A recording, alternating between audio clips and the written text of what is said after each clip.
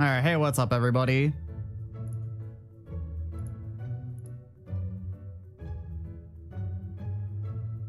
Thanks, Ghost. Thanks. Yeah, welcome to Pokemon Let's Go Eevee, everybody. Getting ready to go in just a sec here.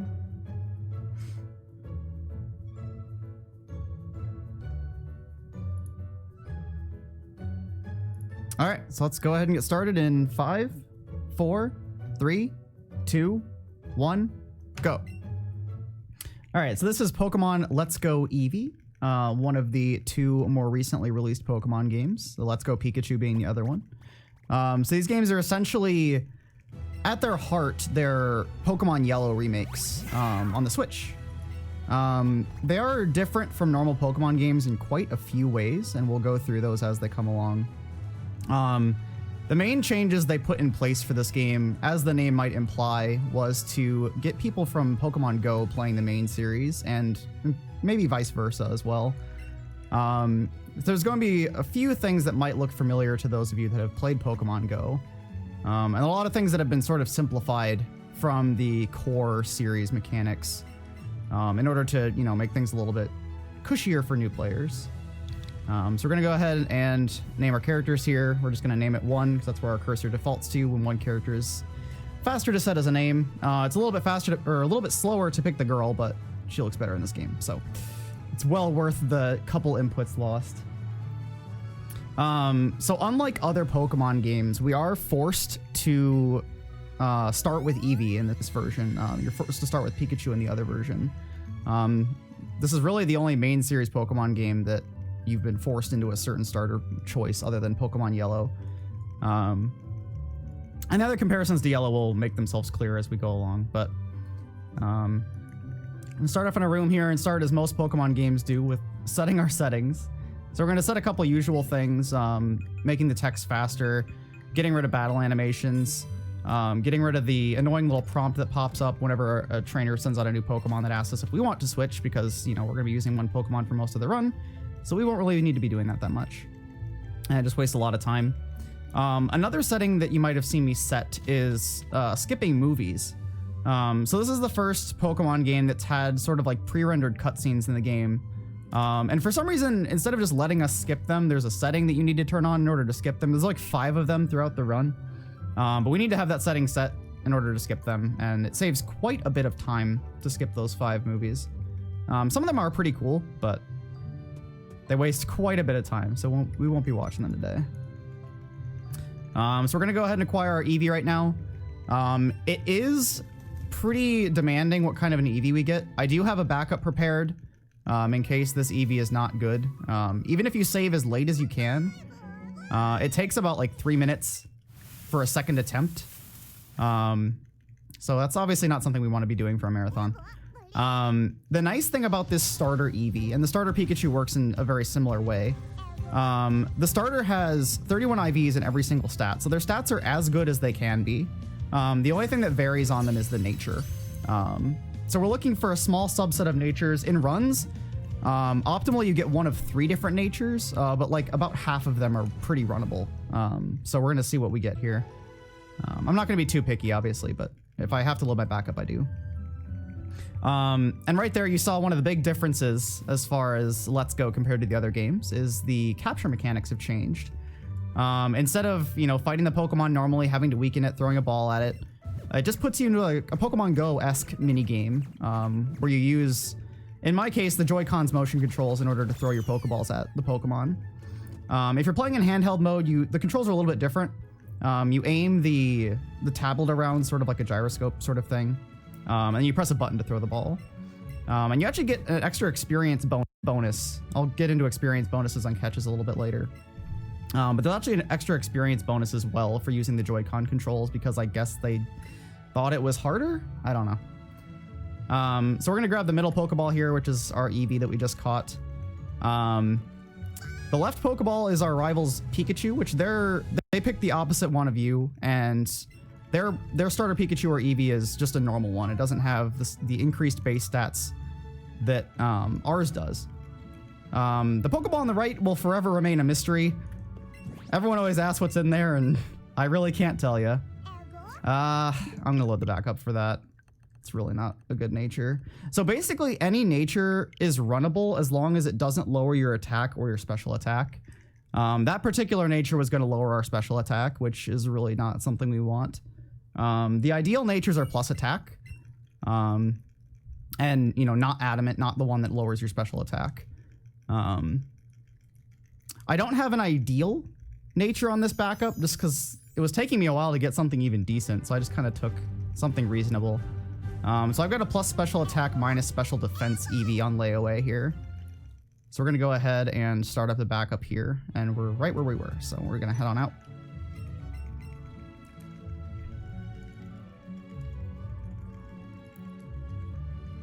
So as usual, if you're familiar with the games that take place in Kanto, we're going to be going to get Oak's parcel and then delivering it back to him.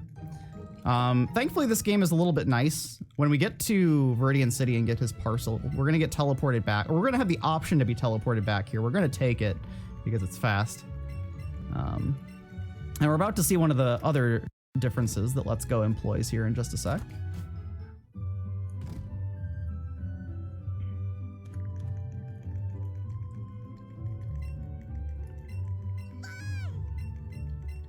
Also, Eevee is freaking adorable in this game.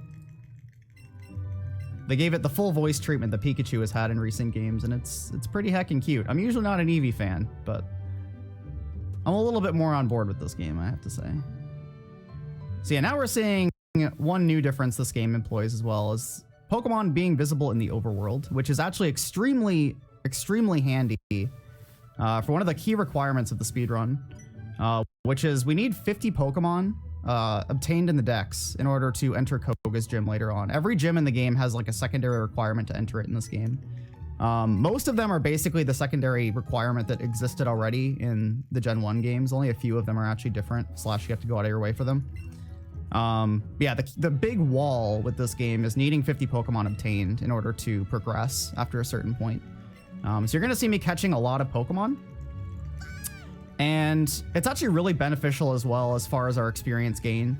The experience you get from battles in this game is severely nerfed from more recent entries in the series, and the capture experience has been increased by a large margin to compensate. So we're getting a lot more experience from catches than we are with fights.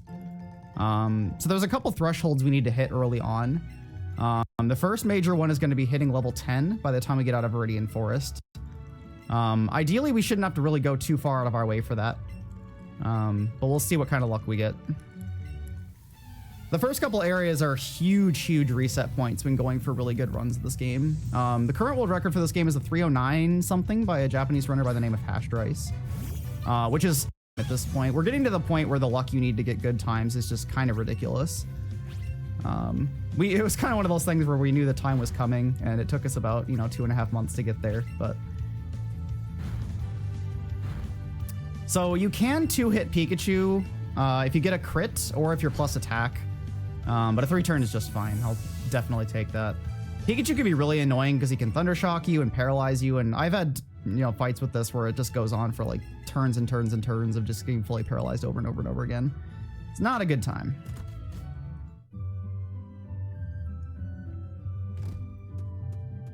So you're probably wondering why I'm not catching a lot of these Pokemon on Route 1 immediately. The main reason for that is that the only 3 things we can find here are Bellsprout, Pidgey, and Rattata. Pidgey and Rattata we want to find later because they'll become evolutions that we only need to get 1 level for. Whereas, at this route they're like level 3, so we need to get them like 17-ish levels to evolve, which is really, really slow. The fewer level ups we get on extra Pokemon, the better. Everyone wastes about 2 seconds. And that adds up real, real quick. As far as Bellsprout, we could catch it here. We do need a grass type to enter Brock's gym. That is the requirement for Brock's gym, is to either have a grass or a water type in your party.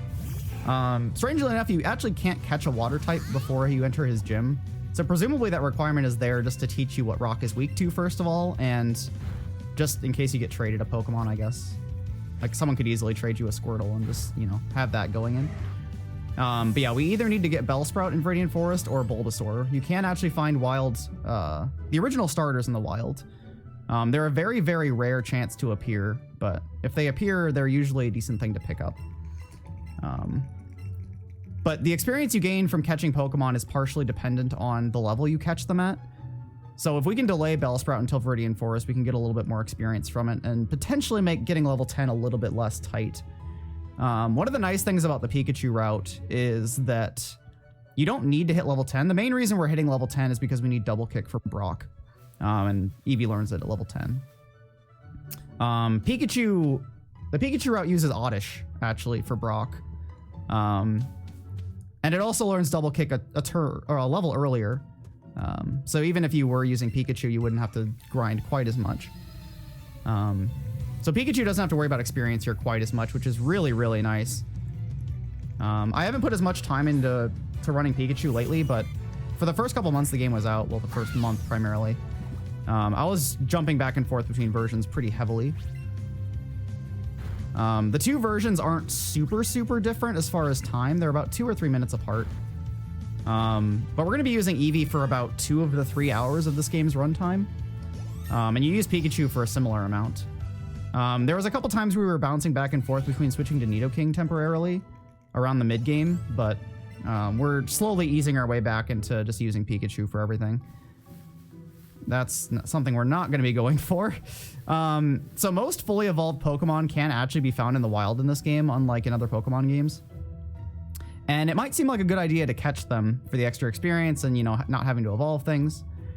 Ideally, a first ball catch is about the same speed as an evolution. So there's really not anything to weigh as far as, you know, catching something versus evolving it. They're created pretty equally. And Butterfree and Beedrill, the fully evolved bugs in this forest, are really, really tough catches. They move around a lot. Their ring is orange or red, I believe, depending on their level, which means they're really difficult catches. Like, they're just not very likely to get in a ball if you hit them.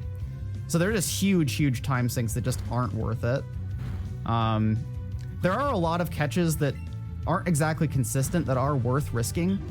We'll potentially get to see some of those, but Beedrill and Butterfree are definitely not in that camp. So I'm still not going to be catching any Pokemon quite yet in here. I'm going to be picking up a lure in a second. Lures are basically the opposite of repels. They cause Pokemon to spawn more frequently. They increase the level you find them at, and it gives you a higher chance of having them be glowing, which you've noticed some of the Pokemon I've walked past already have had like a blue or a red glow around them. Pikachu's a good pickup. So Pokemon with that glow, blue signifies that they're smaller than usual, and red signifies that they're larger than usual. Those are basically just another multiplier on top of... Nice throw. Good start. That's just another signifier of experience bonuses that you're going to get for catching them. Nice. I'll take a miss in that case. Pikachu is one of the more fussy encounters here to catch. That was not a very good multiplier, though. It wasn't size modified, though, so I wasn't expecting a whole lot. So catching a Pokemon on the first ball you throw gives you a bonus. Using the Joy-Con controls, as I mentioned earlier, gives you a bonus. So we're looking for glowing spawns if we can help it. I'm going to grab this Weedle here. That Metapod's pretty good, too. So ideally, we want to leave here with access to the full both bug evolution lines. So Weedle, Kakuna, Beedrill, and Caterpie, Metapod, Butterfree. As long as we have a path to all 6 of those Pokemon, we can leave. Pikachu is a nice extra pickup. I technically count that as wiggle room in my sort of mapped out plan for what catches we go for. You can also pick up Bulbasaur here, as I mentioned before. We're going to need either Bulbasaur or Bellsprout before we can progress. Otherwise, we just can't even enter Brock's gym.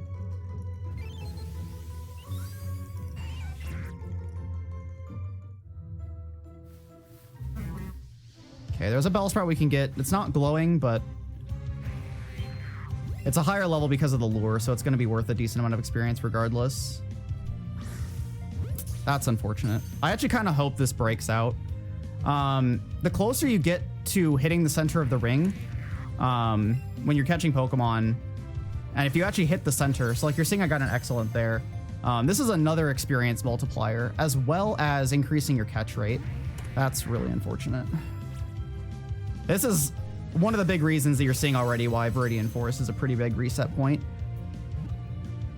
Depending on how many shakes it gives you before it breaks out, it's about a 6 to 8 second time loss. I don't know why my Joy-Con's being funky right now. This Metapod's being a jerk. So, in current world record runs now, most runners, when they're getting new times now, are getting, you know, less than 5 breakouts across the entire run. We've already gotten 4. And there's a good chance I've already miscounted because of, you know, trying to talk about other stuff, but that's a good glowing Bellsprout. So after this, all we really need is Caterpie before we can leave.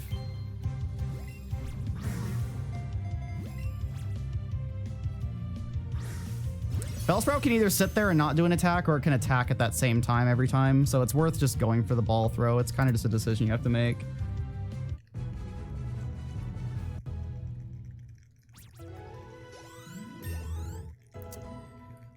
This is annoying.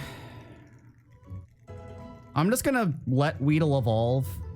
So I would have the option of catching Kakuna as well for extra experience. I think we might be able to make it if we get a good Caterpie.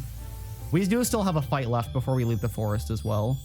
At the very least, we have our grass type, so we'll be set as far as that's concerned.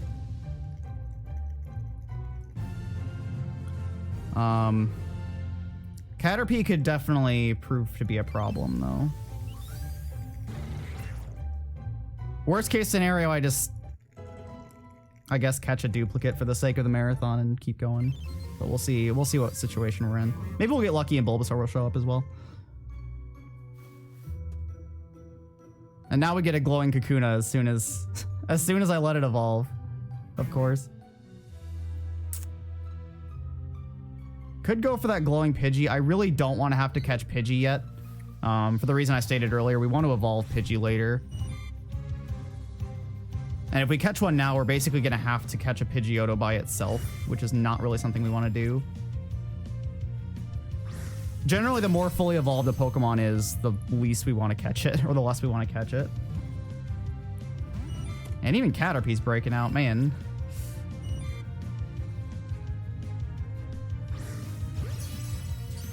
That marathon luck is coming in full force already. All right.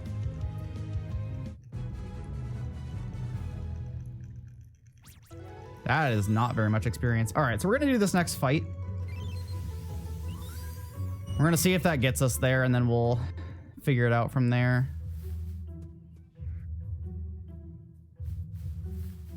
This is the unfortunate thing about letting so many things spawn, too, is there's just a huge wall of Pokemon in your way.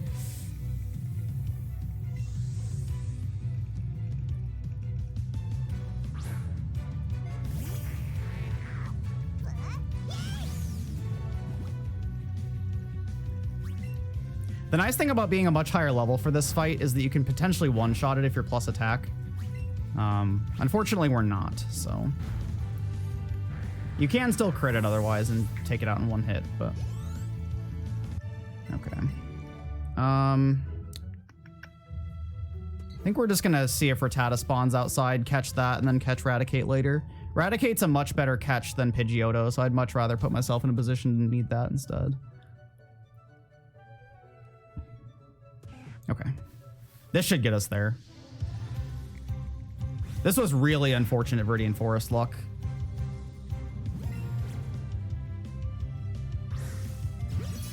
But we gotta take what we get.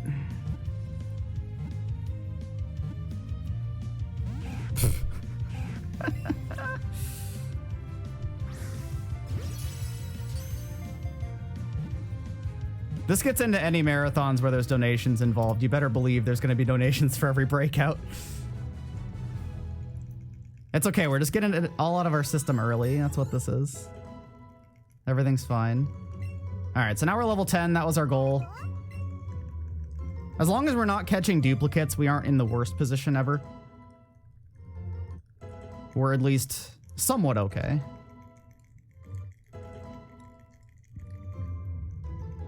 All right, now we can just head straight to Brock.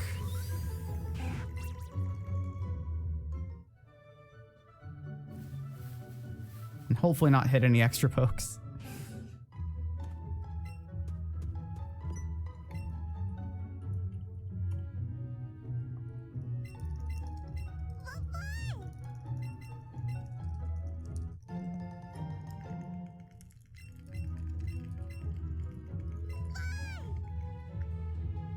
So our rival's a little bit different than you might be used to from the other games. We do actually see the original Gen 1 rival, Blue, in a couple places. We'll see him actually for the first time pretty soon here. But we have a new rival for this game. He's a little plain, but he's all right.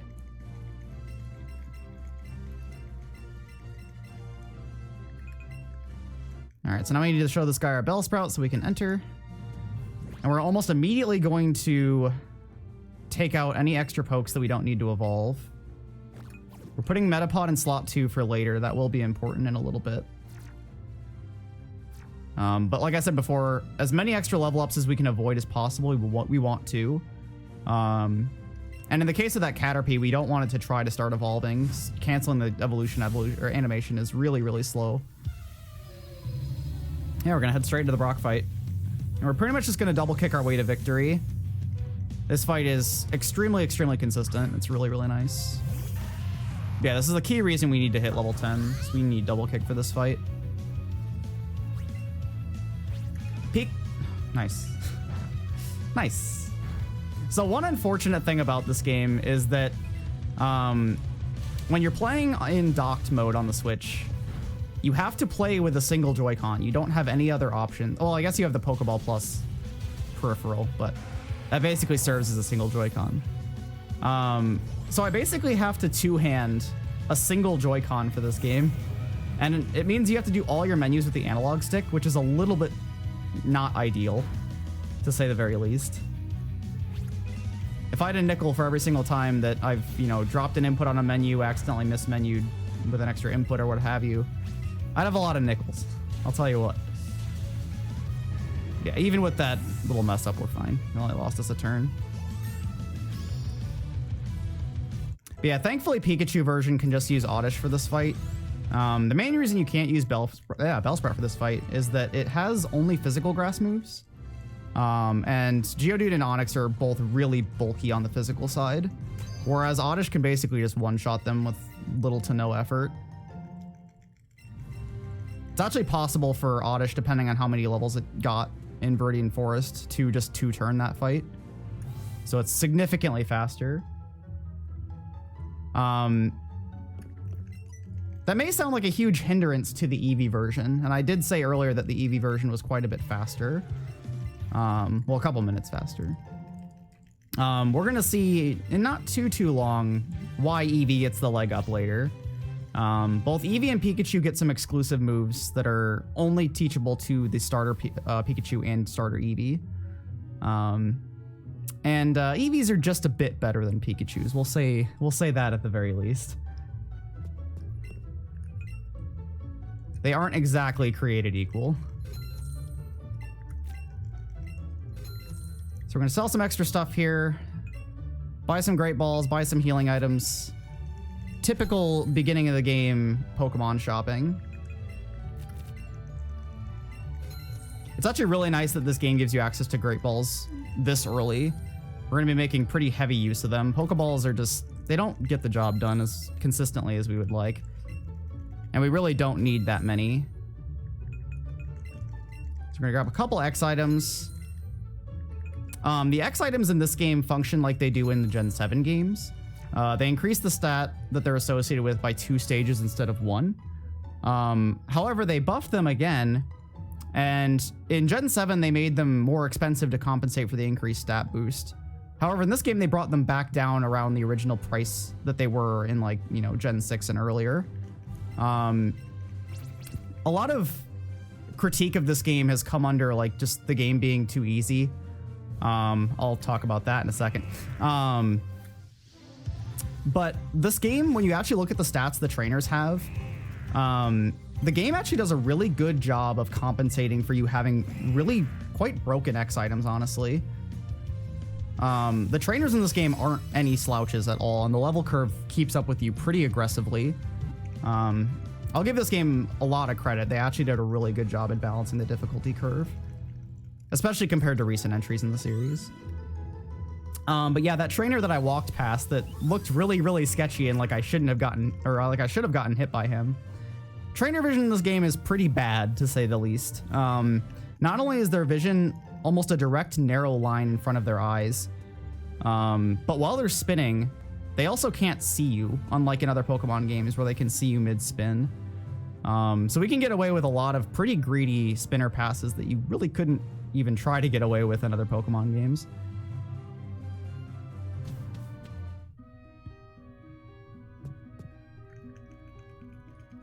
So now we're seeing another big pull from Yellow, which is the inclusion of Jessie and James. We're going to fight them a lot. And a few of the fights with them are some of the hardest fights in the entire game. The early fights with them aren't too bad, but as we get to when Eevee starts falling off a little bit, it definitely gets a little bit dicier.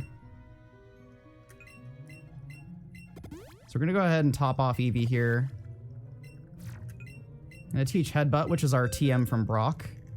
Having a really powerful normal type move when we have a normal type starter that benefits from same type attack boost is really pretty good. It's pretty good. We're also going to pop another lure here. There's a few Pokemon we want to show up here, and we also need a decent amount of experience from stuff here. There isn't a hard threshold we need to hit. We're pretty much just going to try to get as much experience here as possible. Although my luck recently has been pretty bad. Most of my lures have basically just functioned as repels. So we'll see what kind of luck we get here. Ideally, we get Geodude, Clefairy, and Paris here. This is the first area where Chansey can start showing up. Chansey can pretty much show up as a rare spawn almost anywhere in the game. And it's, you know, as it is in most other Pokemon games, it's a huge stack of experience. It's a pretty difficult catch, but if we find it in here, it's definitely worth going for.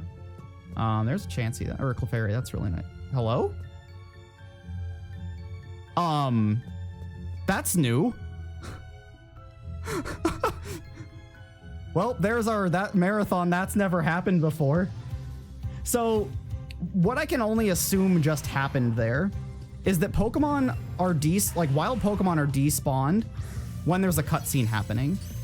And I'm guessing the Clefairy spawned at the same time the cutscene was trying to despawn things. So it was generated, but it doesn't have like a hitbox. I have never seen that happen. I'm curious if any other runner has seen that happen before. I'll have to ask about that. That's definitely a new one. That's definitely a new one. That's one of the rarer things we could find here too. That's actually really annoying. We'll see what happens though. Yeah, that's a... Man.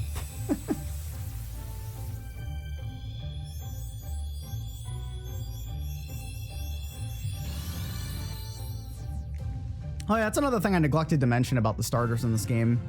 So you actually can't evolve the starter Pikachu or Eevee. They have different and much better base stats than normal Eevees and Pikachus. But to compensate for that, and you know, given the fact that they have their really good special moves, you can't evolve them at all. They're still really good Pokemon despite that, though. All right, there's a Paris. That's good. I don't care quite as much about things glowing here. I'd rather just get things while they're under the level boost from the lure. Like I said, we just want as much experience here as possible. If we get super, super lucky and hit level 15 by the time we exit, we can do Misty early, which saves about 10 to 15 seconds of movement. But it's not really something that's worth, you know, catching extra Pokemon for. That is the requirement to enter Misty's gym, by the way. It is having a Pokemon that's level 15 or higher. So that's one of the ones that differs a little bit from the base game. So this is something that has been routed out recently. Some people still grab it, but I've opted to start skipping it just because I like going full in on risk. But for the sake of a marathon, we're going to come down here. We're going to grab an extra Moonstone here, and we're going to grab this Nugget. So there's a pretty... It's RNG based, but there's a money threshold we need to hit in Vermilion City. And that Nugget basically guarantees we hit it no matter what luck we get. So I'm going to go ahead and grab it. That Moonstone's also a little bit nice as far as making sure our poke count hits 50 as smoothly as possible. The catch route has been super, super optimized as of late. Just to give you an idea, we need 50 Pokemon registered as owned in our decks to enter Koga's gym. My plan, like, you know, the Pokemon that I bank on catching every single run, I have 48 planned out, and I have about maybe 7 or 8 of wiggle room, and about half of those are really rare spawns that almost never show up. So there is wiggle room, but basically none. So I need like basically everything to show up that it can. But yeah, just having that extra moonstone that I wouldn't otherwise have is going to be a huge help in just making sure that goes as smoothly as possible. So it's actually really important that we get Butterfree by the time we do the last fight in Mount Moon. We still have a couple fights to go. We hit it pretty early. A lot of my runs recently, though, haven't been getting it.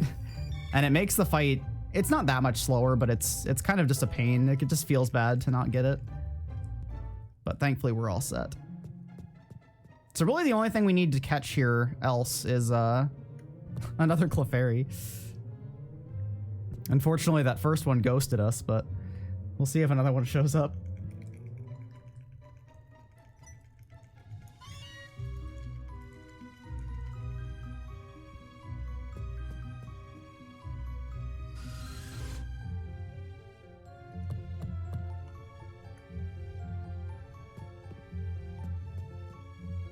So I'm also deliberately delaying Zubat. Zubat's a lot of the case of, like I mentioned with Rattata and Pidgey earlier. We're going to be able to catch it a bit later, and it'll be a 1-level evolution to get into Golbat. So we're going to want to delay that as much as possible. It's also really hard to get a good multiplier on Zubat, so the experience you end up getting from it most of the time is pretty negligible.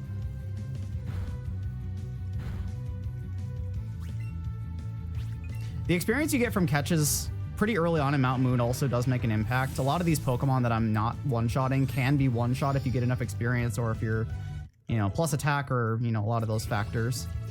So there's a lot of time to be saved in here just from getting good luck as far as catches and stuff. The first like hour of this game or so is extremely variable, and you could consider almost any point of it a huge reset point.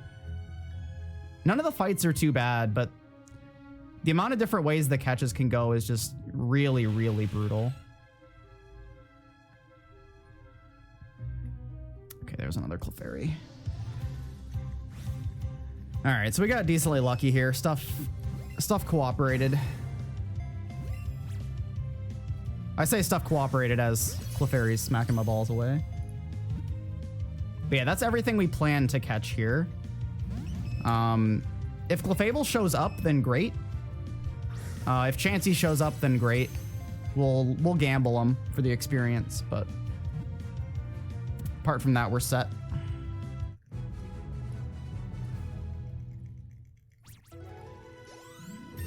We didn't get too great of experience in here, but we're gonna be just fine.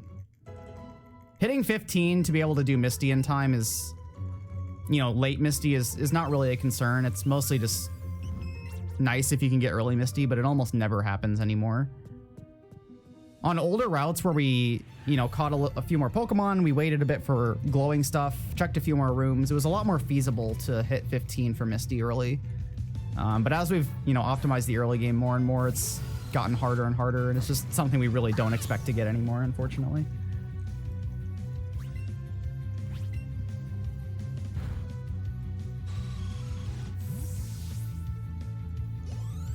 See, a lot of these early fights are pretty much just abusing the fact that we have a 70 base power normal move on a normal type. It's a pretty strong move for the early game of a Pokemon game, to say the very least. For those of you that aren't familiar as well with same type attack bonus, if you're using a move that has the same type as the Pokemon that's using it, it gets a 50% damage boost. So this 70 base power headbutt that we're using is essentially base 105, which is just absurd for the early game. Still not quite able to one-shot a few of these things just because we don't have an ideal nature, but it still gets the job done just fine.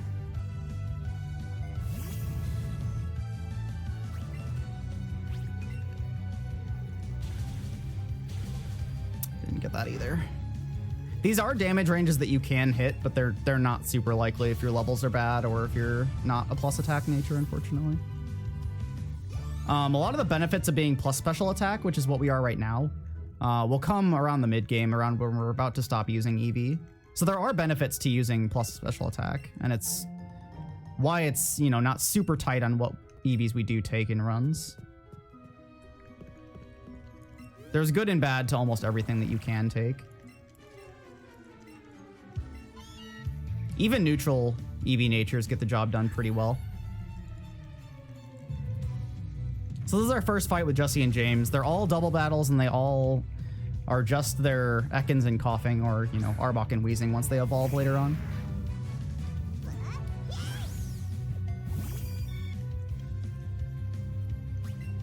So we're going to start off the fight by focusing down Ekans. We're going to use an X item on Eevee to guarantee the one hit.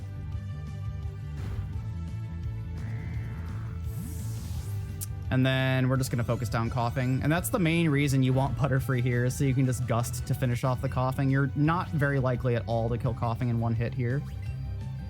So having Butterfree is really, really nice. If you don't have Butterfree at this point, you just waste an extra turn to hit Coughing with Eevee again.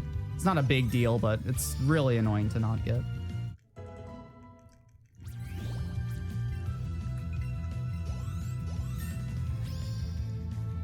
Yeah, that's it for Mount Moon.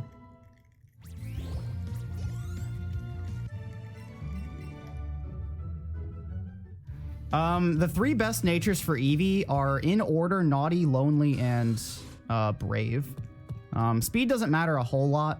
Most of the things that we need to outspeed, we outspeed anyway, even with a minus speed nature. The couple Wheezings that we run into later can be problems at minus speed, but you can still get enough speed through AV gain. Which that's something else I haven't really covered. So Eevee's effort values are not in this game. That's one of the other key mechanical changes they made. In their place are AVs, which I can never remember what they stand for, but they're sort of, I guess Fire Emblem is the closest comparison I can make, where every single level you'll gain an AV and a random stat, and every AV is just a straight up 1 point in a stat increase. You can max out at 200 AVs in every single stat, unlike how EVs work. There are trainers in the game that have AVs invested into their Pokemon, but they'll only ever really have HP. The Metapod in Viridian Forest is the one exception in the run. That thing has a bunch of defense and special defense AVs in order to basically not get one-shot by you as much as possible. Like, they really wanted you to two-hit that Metapod for some reason. But that's one of the key factors I mentioned as far as the stats that opposing trainers have, really pushing the difficulty in a good direction, I think. A lot of the extra HP that enemy Pokemon have really just makes it a lot harder to kill them.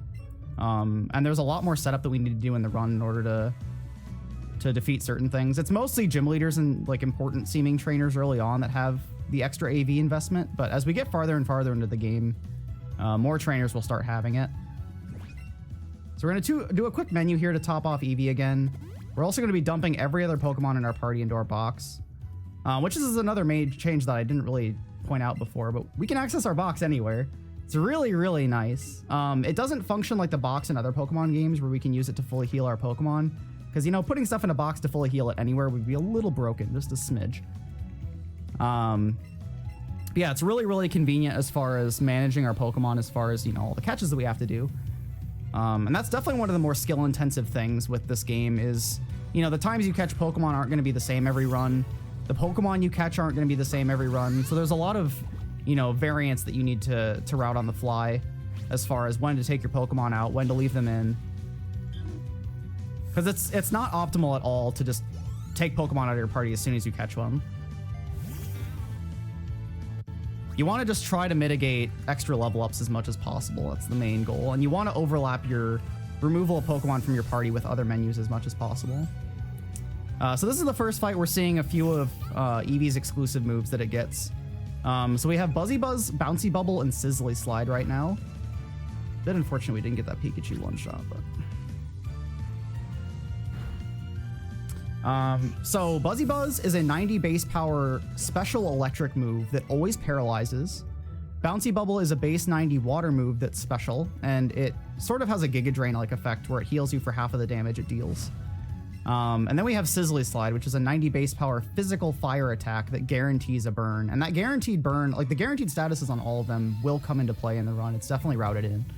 And we get to take pretty heavy use of them, which is really, really cool. The only move that Pikachu gets at this point is a move called Zippy Zap, which is an 80 base power, or 75 base power, I believe. I don't remember. It's been so long since I touched Pikachu. It's basically electric extreme speed, and it always crits, which that's still really, really good. But one of the main things that Eevee benefits from over Pikachu is just having that extra coverage. Pikachu really struggles with, you know, the grass types, the ground types. It just doesn't really have good moves for them, unfortunately, and that's one of the main benefits that Eevee has over it. We're going to get some other exclusive moves later, but we're going to stick with these three for the majority of the time we're using Eevee.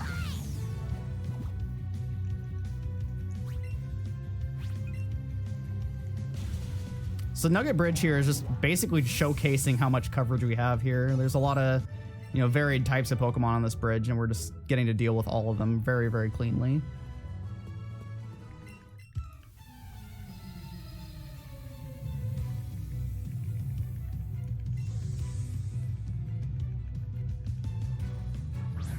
So it's not going to really apply here since we didn't take any damage yet, but one of the really nice things about Bouncy Bubble, like I said, it heals us, so we can use that to skip menus where we would otherwise need to top off during fights or in between fights.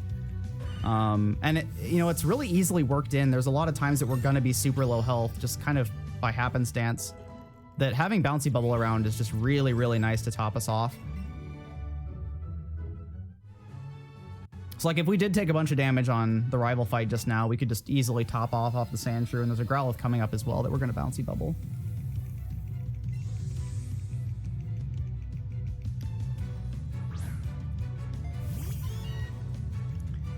So this is like the one fight on Nugget Bridge that can go wrong. This Meowth has Fake Out, and it's basically completely random whether it uses it or not. And we got it, of course. That pretty much just wastes a turn. It's not a big deal, but time loss is time loss after all.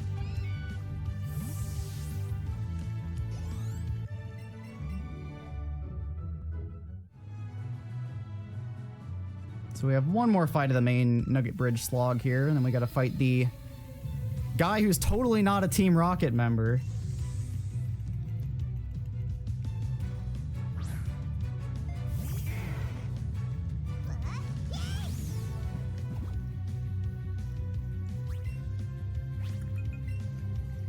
So coming up on this next route are technically 3 more Pokemon that we could benefit from catching.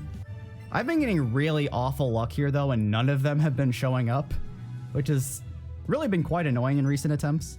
So we can get Venonat here, we can get Meowth here, and we can potentially get Squirtle here. This is the only place in the run where all 3 of those Pokemon can show up. So if we don't get them now, we will never get them. I do have them all factored in as wiggle room, technically, but having them not show up ends up making the catches really, really tight. I do have some backups built in for the sake of marathon safety, but the fewer of them we have to use, the better.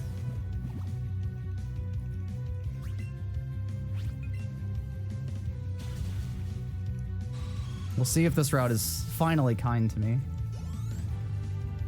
Yeah, I think like the past like couple weeks of attempts that I've done at this game, they've all just been completely barren here. Either completely barren or stuff that I already have or want to delay even farther. We can get Psyduck here as well, but Psyduck is another one that we want to delay and evolve. So we want to avoid catching it early.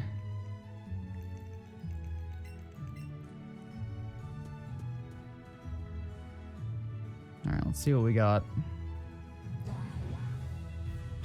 Yep. Moving on. As expected. It's unfortunately not really worth sitting around and waiting for stuff to spawn. Also, yeah, that right there is a really good example of how narrow the trainer vision is in this game. We can just kind of wiggle our way through. In the original games and in the original remakes, Fire Red and Leaf Green, you would have to fight at least one of those 2 trainers just there. We can just skip both of them because we can just squeeze right in between their vision.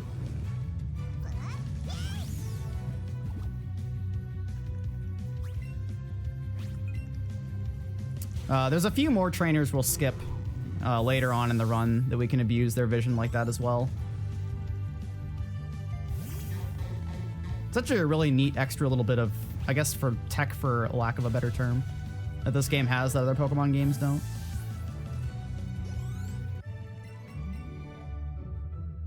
My assumption is that from a game design standpoint, that they made the trainer vision so narrow. Because spoilers, you can ride Pokemon in this game, and there's multiple different ones you can ride. We'll be making use of that in a little bit, about 20 minutes or so, probably 20, 30 minutes. But the way the ride Pokemon work is that they basically, trainers can only see you if they see you. Like if your ride Pokemon is standing in front of them, but you're not, they can't see you still. So I'm guessing it's just like to make you feel like you have more leniency as far as the movement. I don't really know. It definitely seems like a deliberate design choice, but I don't really have a great theory on why it is. But it works out very nice as far as the speedrun goes. So there's another pre-rendered cutscene we can skip.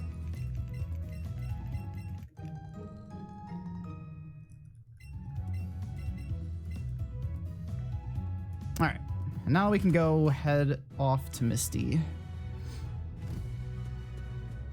This route is also really rude. Since we can see Pokemon in the overworld, we can see stuff spawn on the route that I just passed through as we walk through here. I've had a couple runs where, you know, stuff that I really would have liked to catch. Okay, it didn't make fun of us today. There's been times where stuff I really wanted to catch has shown up on the Walk of Shame, as we call it. And it doesn't feel great. It doesn't feel great. The first time I ever saw a Squirtle on this route, it was on the Walk of Shame, and it was not a pleasant experience. I was not happy.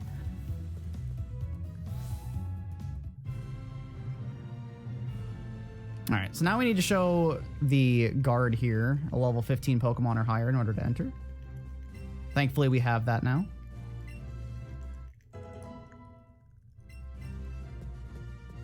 And only one of the trainers in here is required, which is this girl right here. She has a Goldeen, which is a pretty unlikely range to hit, even with plus special attack. It is one of the main benefits of doing Misty late, is that this is a little bit more secure of a damage range, but we're still only level 15, so we're not going to get really a better shot at it at all. We'll see if we hit it. It's not a huge deal if we don't. It can make Misty a little scarier if I don't heal, but we got it anyway, so it's all good. No sweat. So ideally, we're going to look to hit level 18 before we enter the SSN.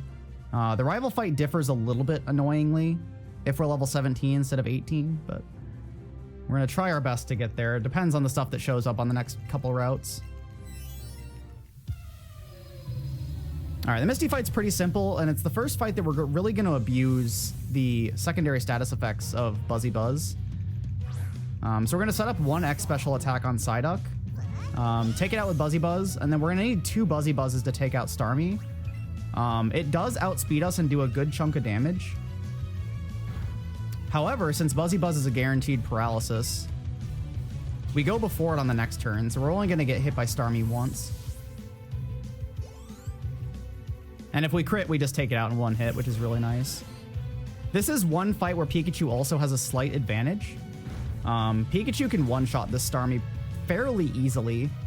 And since you have a move that basically mimics Extreme Speed, you're just going to outspeed the Starmie and it's not even going to get a chance to do anything. But Eevee doesn't have too much of a rougher time. Yeah, that's Misty. So we're going to get another really, really good TM from Misty, and this is going to come into play much, much later in the run. We get Scald, which is an 80 base power water move that has a 30% chance to burn. Very, very, very good move. It sees a lot of competitive use. It's very good in every casual game it's shown up in. It's a very, very good move, but Eevee can't learn it, so we're going to be saving it for a little bit later.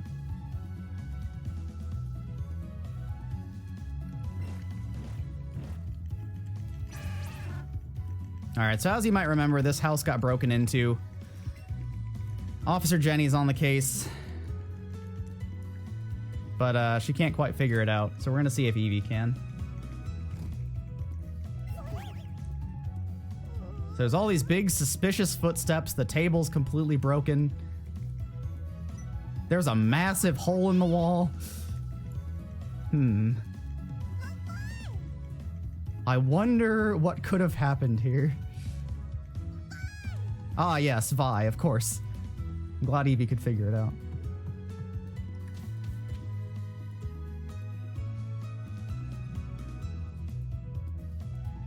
So that rocket fight, unlike the originals, actually isn't required. You can fight him and get the Dig TM, which some Pikachu routes actually do make use of, but we don't really have any benefit from it on Eevee. Ooh, that's not a very likely thing to show up. And it's a very, very nice find, so we'll see if this cooperates with us. We don't have a Nanab Berry yet. That's a bit unfortunate. Let's see what we can do here. Kind of just have to go for it with the way it moves back and forth. That's unfortunate. Okay.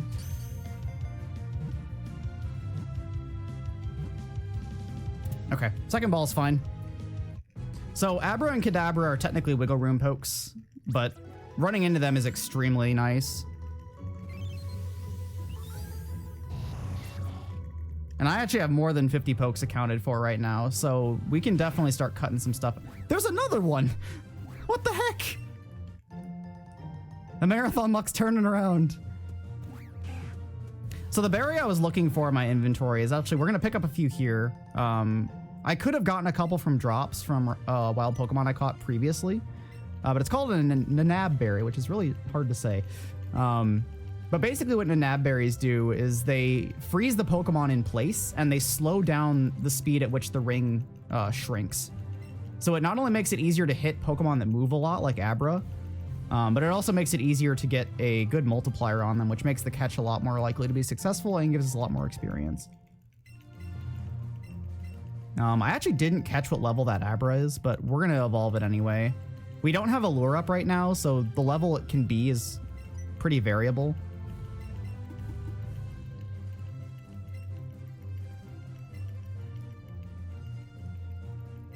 So we're going to get a couple revives from our rival here, which actually are going to be really nice for safety for the rest of the run. 3 is about all you really need. There's a max revive I'm going to pick up for the sake of marathon safety a little bit later. But that's about all that we really will need as far as, you know, safety revives. On, you know, really high level attempts, you can actually use the revives for extra money if need be.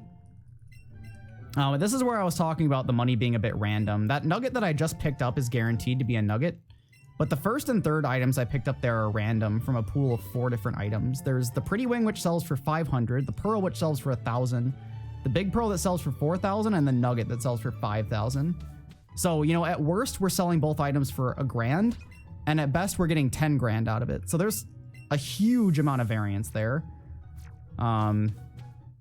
It's largely accounted for, but there is a lot of nice extra things we can do with the money if we get it. And I didn't even see that Rattata. Unfortunately, we don't need it. We already had to catch one to hit level 10 earlier, so we're going to go ahead and ignore it. So we're going to go ahead and grab an extra rare candy here. So the reason I lured before I left the building is so that not a single spawn on this route would be not affected by the lure. Another Abra! What the heck, dude? So ideally, this is where we pick up Pidgey, as if it's under the effect of a lure, it's level 17, which only needs 1 level to evolve. And we don't want to get baited by Pidgeys that aren't potentially level 17, so we want to make sure our lure is active before any encounters get spawned. But yeah, big Vulpix, that's a really nice pickup. That's a pretty good multiplier as well. And the Abra's a good level as well. It's only going to need 2 levels to evolve. So our luck is definitely turning around here. I'm definitely feeling pretty good about that.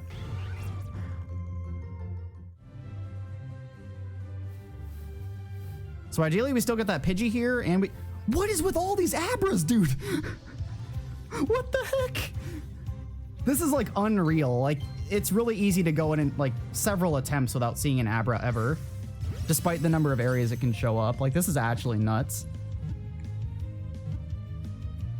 And the other poke we need to pick up here is Jigglypuff, which I already saw one spawn, so... These are good multipliers, too. We're getting really good experience off of these catches. Anything roughly 5 times or higher is pretty good.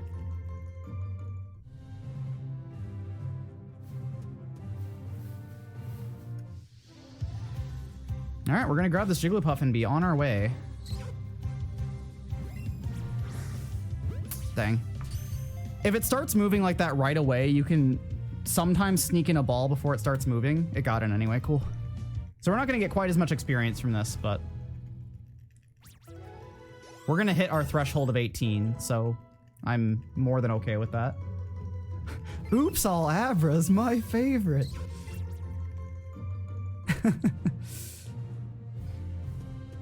All right, so now we're just going to head on to the SSN. A little bit of careful movement here. Another set of trainers that you can just barely avoid. There's a very, very slim little gap between them that you can slip through. There's a little dot on the ground that you can sort of use as a visual cue, but that movement is probably one of the harder trainer skips in the game. All right, so I'm going to try to avoid selling my Helix fossil. We're going to see where my money's like after I sell this other stuff. Okay, we're fine. I actually didn't need to sell those Pokeballs. So there's basically 2 money thresholds on this shop. And the more money we have, the more extra X items we can buy, and it basically cuts out having to buy other X items later. We're basically just doing shopping for later now. And we hit the higher money threshold thanks to that safety nugget I got, so we are all squared away. So the X items I'm buying now are basically going to cover us for the entirety of the Eevee section of the run. A few of these X items are going to be used for our next main as well.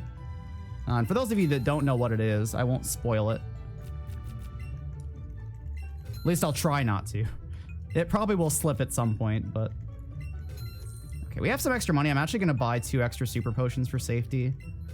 You usually don't go through the 16 that you buy, but having those extra couple is definitely nice.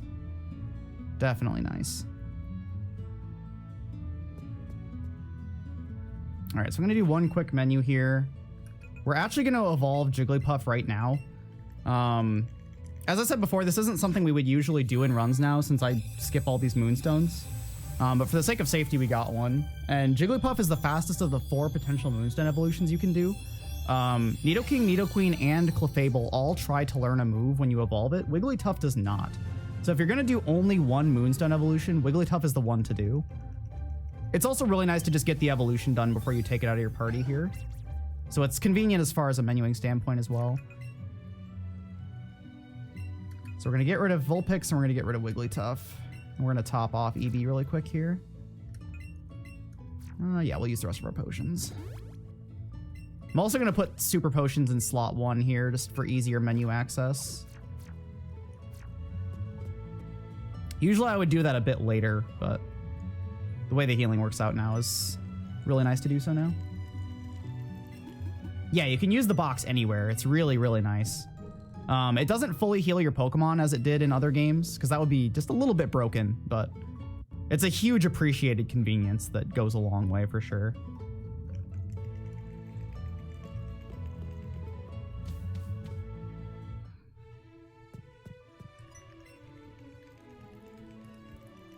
So we're on the SSN for the same reason, essentially, that you are in the originals. We need to weigh into Surge's gym, even though we're not going to do Surge's gym just yet. And we're going to be introduced to how this game handles HMs. There aren't HM moves, so to speak, but Eevee will learn like special abilities that it can use even if it's not in your party. So the first one we're going to get from the SSN here is called Chop Down, which is cut, essentially. But first we have to have a good old battle with our rival friend.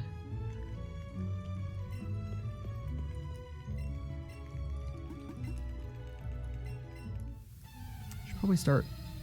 So it's not on the stream right now, but there's a tracker that we use for keeping track of our Pokemon for normal attempts.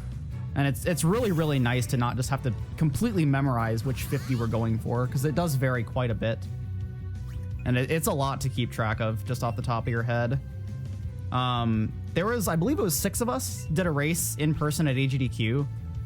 And we were all basically going off of just our heads for keeping track of pokes. And it was just like a really, really interesting experience, to say the least.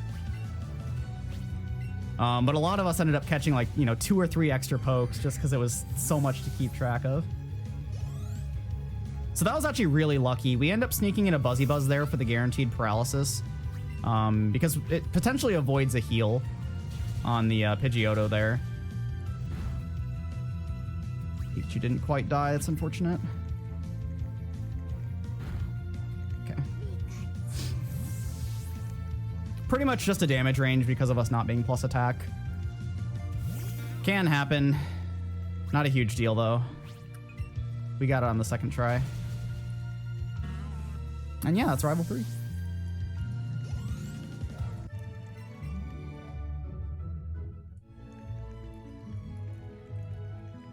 So this run's actually going super, super well as far as pokes. We have a lot accounted for.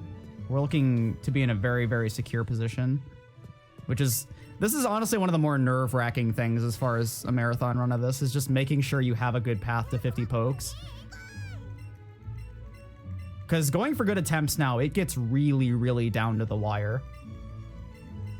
And I actually had a run the other day where I had to get Magmar later on, which is a poke that you never even want to go anywhere near catching because it's so inconsistent.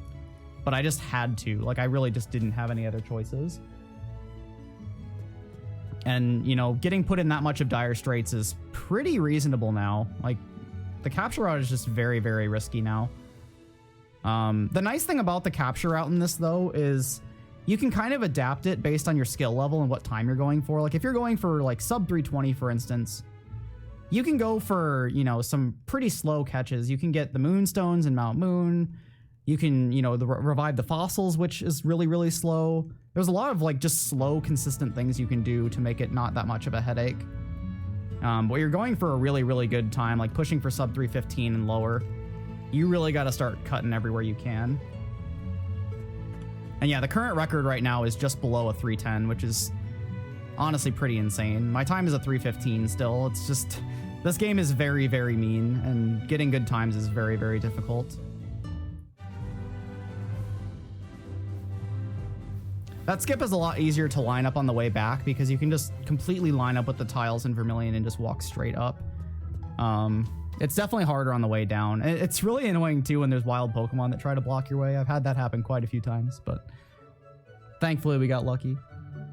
Didn't have that happen.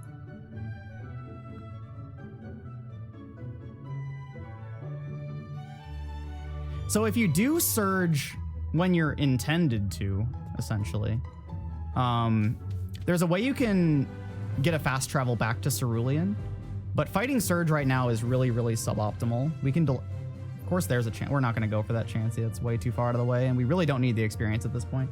Of course, it's there now, but you know. But yeah, the gym order in this run is honestly really, really crazy. So Misty is the only gym you're gonna see for another like hour or so.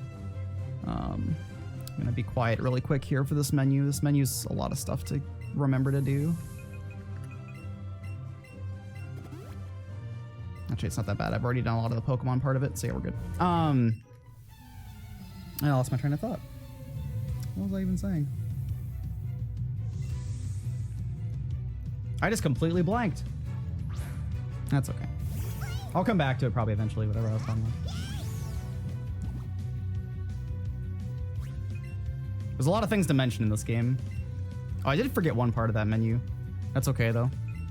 It's not a big deal.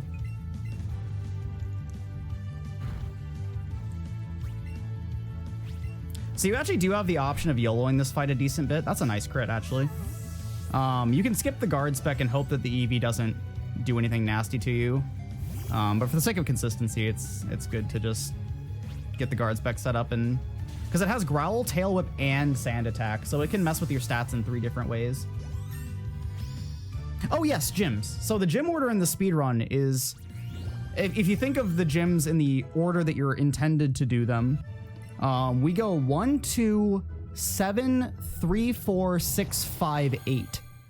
And yeah, like I said, from the gap of Misty to when we do Blaine is like over an hour. You can do stuff in this game in a very, very like large amount of orders. Like it's really crazy how much control you have. But yeah, the gist of the run is essentially blitzing to when we get Surf. And we're gonna head to Cinnabar as soon as possible for our new main.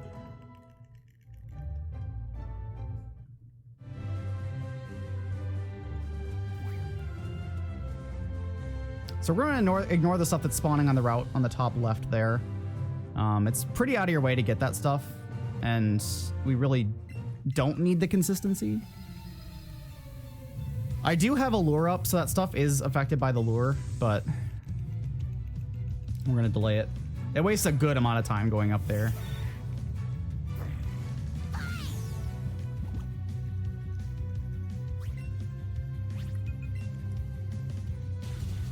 No, Eevee's just extremely brightly colored in this game.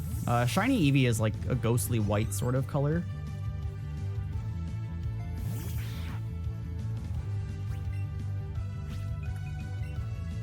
Not going to spoil what replaces Eevee just yet. I'm going to let it speak for itself later. Honestly, the main problem with using Eevee for the main run is the thing we switch to is about 15 levels higher than where Eevee is when we stop using it. And yeah, the Eevee's really good with its special moves and everything. But stat-wise, it falls off super hard. Like, the main reason they gave it the moves that are that good is to keep it useful for as long as possible. So, you know, despite the moves being extremely good, it's gonna fall off. But yeah, we still have quite a ways to go until we replace it, so... So this is another big section of us catching a lot of Pokemon. There's a huge number of things we need to show up here. Nidoran male is one of them. So this is usually where we would try to get Rattata, but we already have it. So we're going to hope Eradicate shows up. We can get Eradicate later, or just probably skip it entirely at this point, but it's not one that I'd like to skip if I can help it. So we want Nidoran male, Nidoran female, Spearow, Rattata in a normal situation, and potentially Krabby if it shows up. I'm probably going to skip Krabby if it shows up just because we're so good on pokes right now. But yeah, there's quite a large number of things we can get here. And this is actually going to work out really cleanly as far as menuing. So the Abra and the Pidgey are both evolved now. We can get them out of our party, prep our party for more things coming in that we need to evolve. We also need to candy Eevee at once after level 20 or so, and we want to waste as little experience as possible because when you use a rare candy, it basically gets rid of all the experience in your meter currently. So you want to do it at like the time of a fresh level up if you can help it, so we might as well just do it now.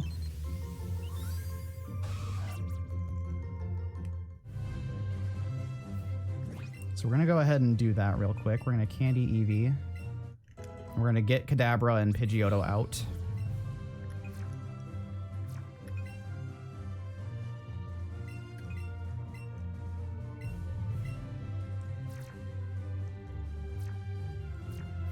All right, so at bare minimum, we still need Spearow. We still need Nidoran female. Okay. There is a fight. Oh, Spearow just spawned there. We're good. There is a fight coming up on this screen that will reset the encounters after I do it. So if we need to, we can use that to reset the encounters, but we're not going to have to this time. I don't even know why I'm keeping track of. I have a breakout counter going on my end, but I think I've probably missed a few. Probably should just stop keeping track. I'm at 9. If anyone else is counting, if you know if that's correct or not, you can confirm and I'll keep it going, but I would almost guarantee that I've missed something at this point. All right, so there's our Spearow. And yeah, at this point, I'm not sweating Krabby at all. If Krabby doesn't show up, that's fine. I also don't really care about Raticate showing up right now. We can get it later, like I said. There's a lot of other places where we can get it, or we can just skip it. I have essentially 53 pokes accounted for right now, so we can cut out 3 that I would potentially get. Usually the first Pokemon in my sort of guaranteed plan that I look to cut out is Ghastly and Haunter. The Ghastly catch is abysmal. It's just... You basically have a coin flip chance to have Ghastly just completely sit still and cooperate, or just bounce around the room like everywhere and be impossible to hit, and just... It's a pain. It's a royal pain. So thankfully this fight fully heals us going into it. So we don't need to worry about healing in between.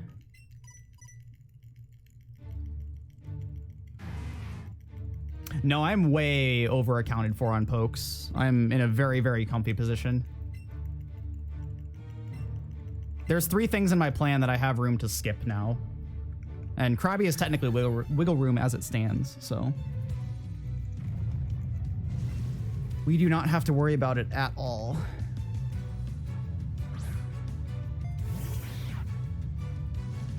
And if I go a little too gung-ho and skip too much stuff, we have the fossil still that we can revive if absolutely necessary. And that'll basically give us 2 pokes. I wanted to make sure I didn't need to sell it. Yes, you can sell the fossil in this game. I wanted to make sure I didn't have to sell it for the sake of a marathon run in case I did need that backup.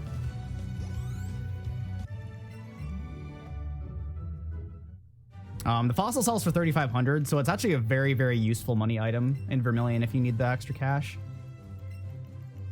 We used to get the fossils every single time. We used to revive the Helix fossil / Dome fossil. And we used to get the old Amber and use Aerodactyl as a ride poke as well. But we've stopped doing that in favor of getting Rapidash as a ride poke later on instead. So I'm gonna grab these extra Great Balls just for the sake of safety. We also need a lot of things to show up in here. So we'll see what kind of luck we get. We don't need Geodude. Machop is something we need. Zubat's something we need.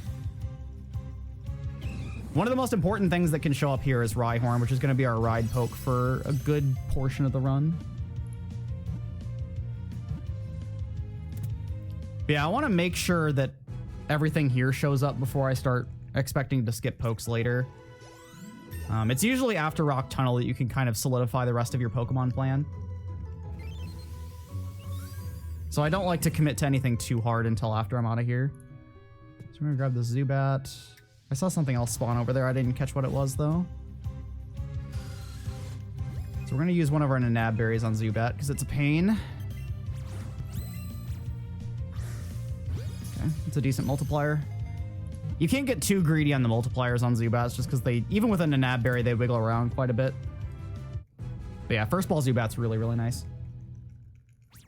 I will not complain about that for a second. So we're not going to be evolving Machop. So we're going to be looking to get rid of it out of our party as soon as possible. Okay, nothing spawned that I needed. I see something else glowing down there. So we still need Rhyhorn, we still need Graveler. Cubone can potentially show up in here, but if it doesn't show up here, we can potentially get it in Tower and evolve it, which is useful as well. And like I said, like I've been saying, I have the wiggle room to not really care too much about, you know, a thing or two not showing up.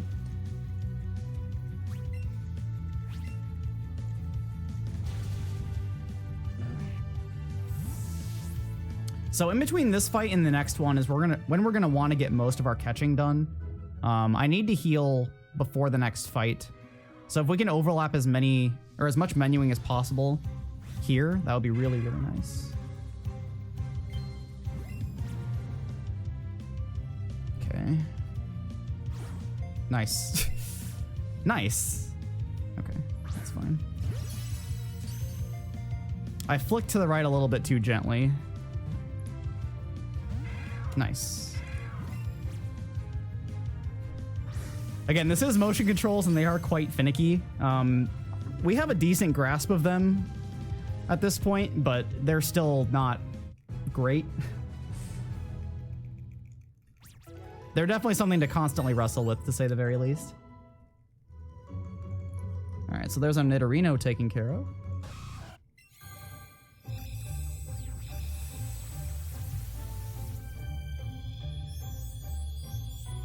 So yeah, ideally we get Graveler and Rhyhorn before the next fight, and we can just take care of all our menuing and swapping stuff out right then and there. Because we want to be able to put Rhyhorn in our party as soon as humanly possible, just for the sake of saving movement speed or movement time.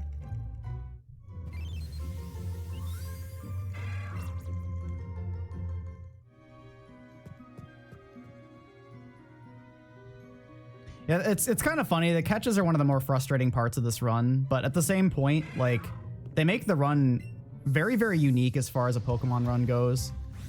And it honestly makes the game a lot more fun than it otherwise would be, I think.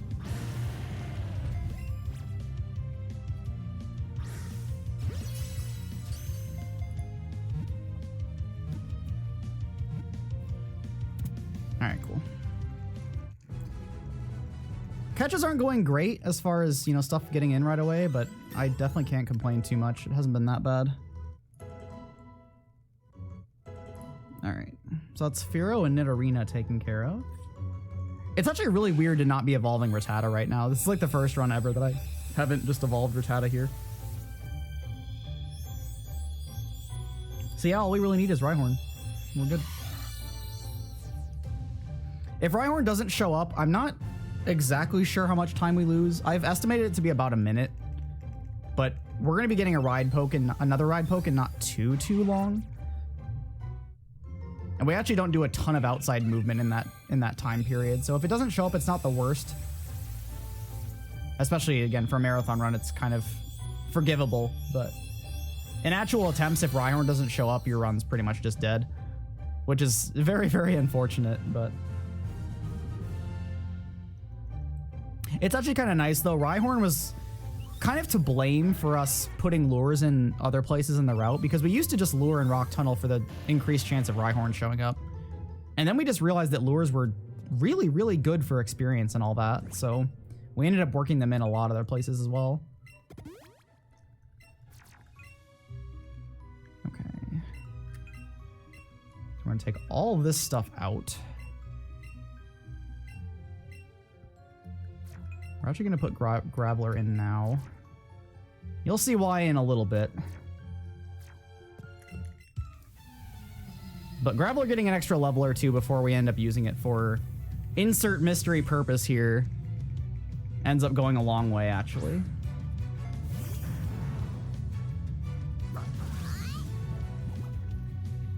So yeah, we definitely still want Rhyhorn to show up, but again, not a huge deal if it doesn't.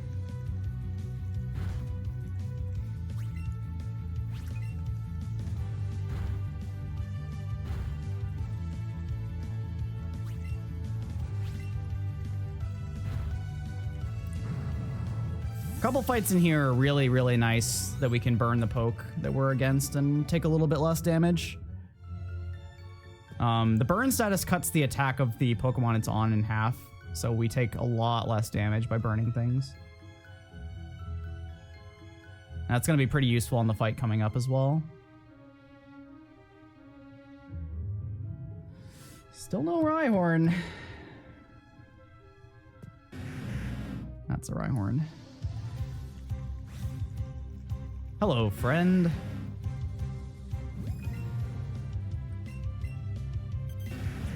So I like to Raspberry Rhyhorn. It makes it a little bit more likely to get in. And I also got a bad multiplier there, but that's okay. That's unfortunate.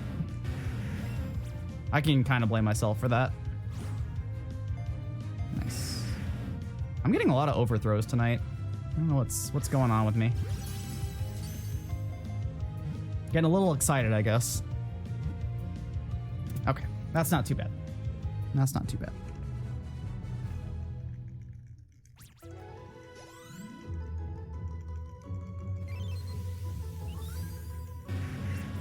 So we're going to take Rhyhorn out of its ball immediately. Unfortunately, we couldn't overlap this with another menu, but it's not hugely slow to do it this way. Gosh.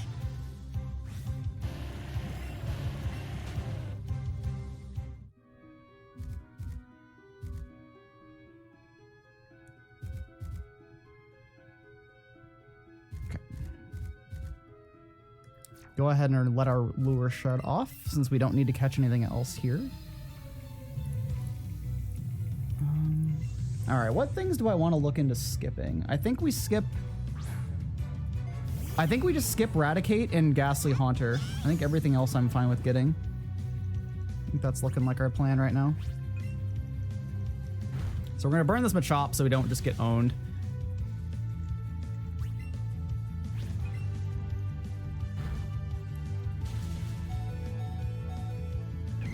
And thankfully, we're about to heal up quite a bit because the second Pokemon is a Rhyhorn.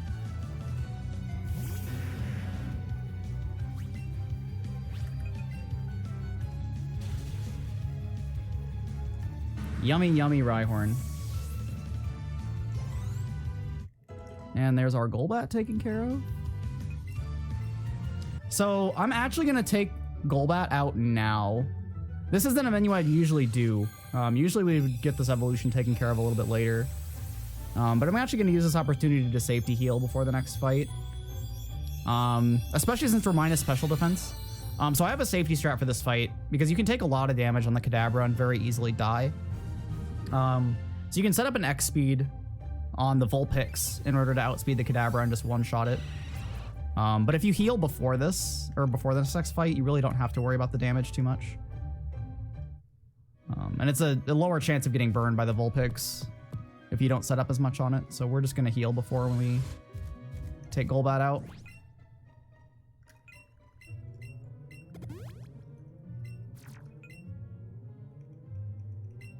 But yeah, this is definitely a big part of what I meant earlier when I said that the menuing and stuff at this, as managing Pokemon and stuff, is really, really one of the most skill-intensive parts of this run. Just knowing when to menu, what to overlap, when not to menu. And it's really hard to just say, like, menu here, do this every time, because it's just not going to work out like that in a lot of cases. Okay, we didn't get burned. Good.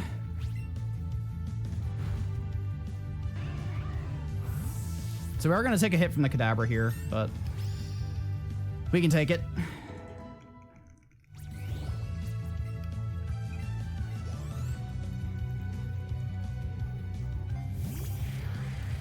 Our level here isn't looking great, but it also isn't super important what level Eevee is at, so we'll make do. In an ideal situation, I'd say you're around level 25 leaving here. But again, it's not the end of the world. Older routes required Eevee to hit level 28 by the end of the Game Corner segment. But for various reasons that, again, I won't spoil quite yet, we don't need to hit those thresholds yet. I'm gonna have to just muscle my way past this Onyx. Onyx is a terrible catch, by the way. I've completely just ruled it out. It's not even a good, like, YOLO play. It's honestly just a terrible catch. Yeah, out of my way, buddy.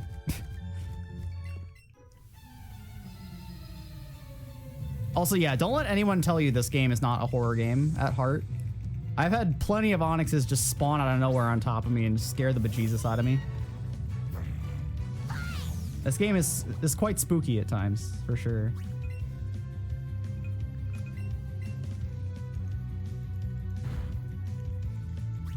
So we're going to heal up a bit on this fight as well.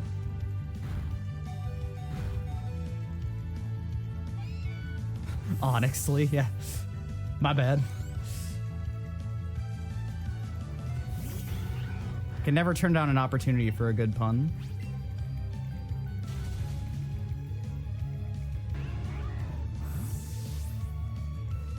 Yeah, we need to be close to topped off for the next rival fight coming up, so being able to heal on that fight is really, really nice. And yeah, that's it for Rock Tunnel. We're actually looking pretty decent on time. This isn't an insane run or anything, but this has definitely turned itself around. I was definitely not super hopeful after Viridian Forest was really, really mean. Yeah, I'm definitely quite happy with how this is going so far. I can't complain at all. I really hope we get Let's Go games for later gens. I want to see Wailord and the Overlord, or Overworld. The Wailord and the Overlord, yeah. Okay.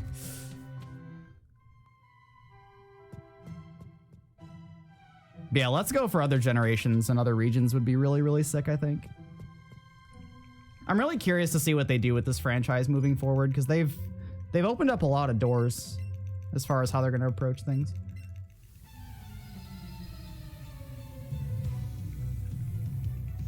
So yeah, this fight's pretty straightforward. We're going to set up a bunch of X items and just sweep. This is another fight we need a guard spec for. This Pidgeotto can troll us.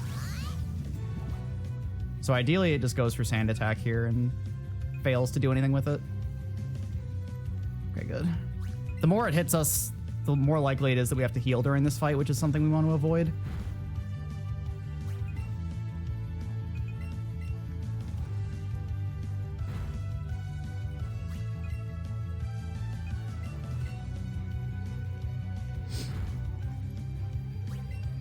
Okay. Very, very clean.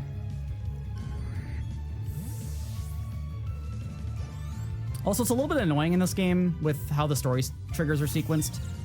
We actually have to come up here to fight him before we can trigger anything else. Like, we can't even start the game corner section until we've done this fight and seen that there's ghosts that we can't identify here and leave. So you might be thinking to yourself, why did you do this fight now if you can't complete it without the Sylph Scope? But yeah, the game actually forces us to come up here before we can do anything else, unfortunately.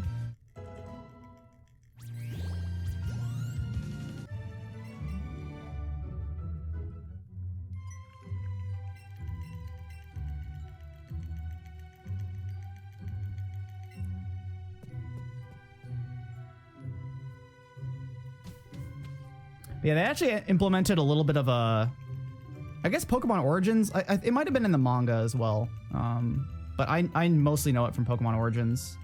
But they implemented this little side story with a Cubone trying to find, you know, its mother. So there's a little bit more context as to, you know, the Mother Marowak in here than there used to be. Nope, no Pokédoll nonsense in this game, unfortunately. The G-O in Pokemon Go stands for get out, because you have to get outside to play it. Huh? Huh?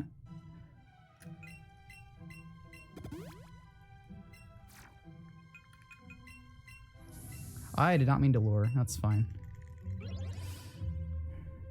We have way more lures than...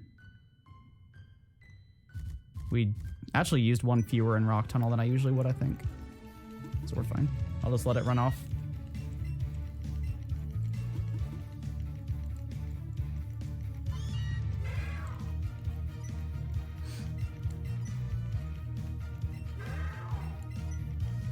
So coming up is a fight with, unfortunately, one of Ghoul's cursed Pokemon friends, which is Clefairy. After Keys' Crystal Run at Limit Break, I don't trust anything with him and a Clefairy involved.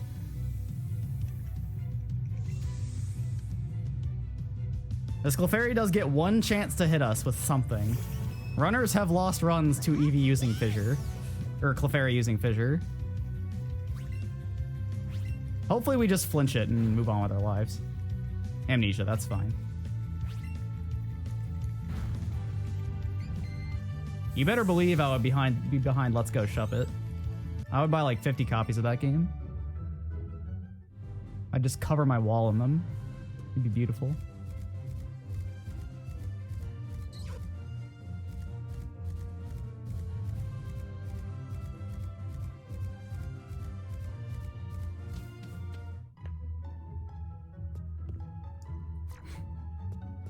Get out of here, Lure. I didn't mean to use you. All right, so coming up here, we're going to be getting the last special move for Eevee that we're going to get, which is called Glitzy Glow, which is a 90 base power psychic move that's special. And its secondary effect is applying light screen, just as a, you know, happenstance of using the move, which is going to be actually pretty dang useful in this upcoming section. On top of just being a really good psychic move, which, you know, we're going to be facing a lot of poison types, so it's pretty useful in that regard as well. So we could get Raticate there, but I'm going to opt to skip Raticate. I think the rest of my plan is pretty dang consistent, so we'll just go with what we've got. Also, shoutouts to Batty Bad being like the greatest move name ever, even though we don't get to use it. Good old Batty Bad. All right, so we're gonna also make use of an NPC over here.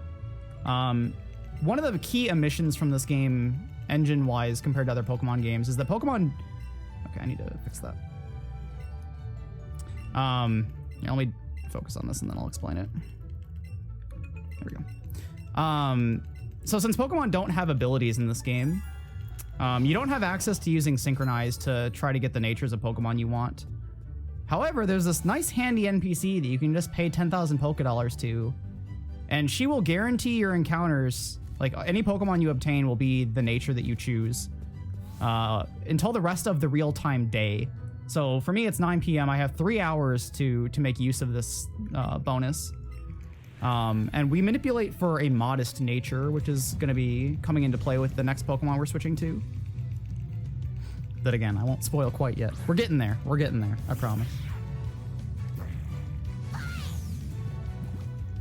Yeah, you basically tell her colors of flower. Like, they try to, like, disguise it, sort of. And they ask you what color of flowers you want to cultivate, essentially. And each one of those colors of flowers corresponds to a stat. So what we told her is blue for increased special attack and red for lowered attack, which equates to a modest nature.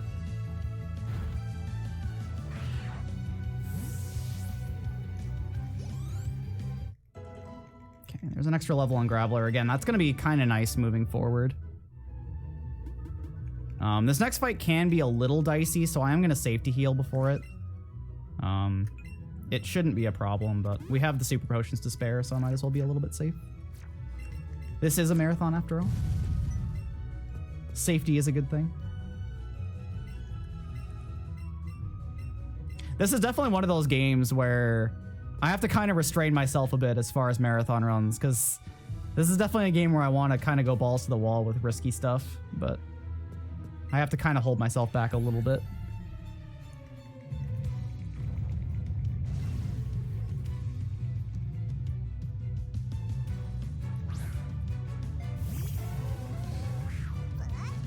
We got a big old Hypno to deal with. And especially since we're a minus special defense nature, we want to be a little bit careful of Psybeam. Thankfully, the AI on this thing isn't great. And a lot of the time, it'll just use Hypnosis and Headbutt and not really do a whole lot. But it definitely can be a jerk.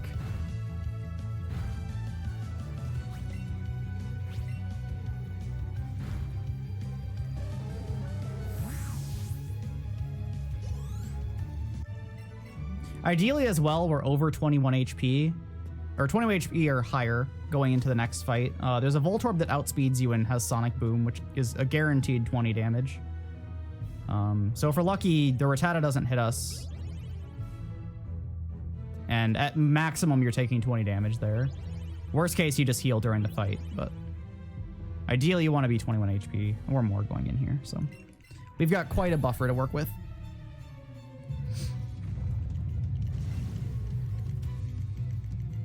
Also, if you want to see marathon luck coming in spades, we're coming up on some of the worst fights in the run, so get excited for things to go horribly awry.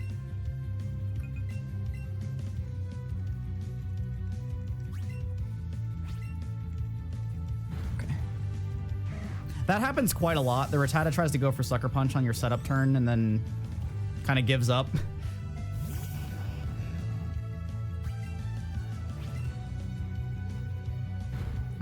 Get hit.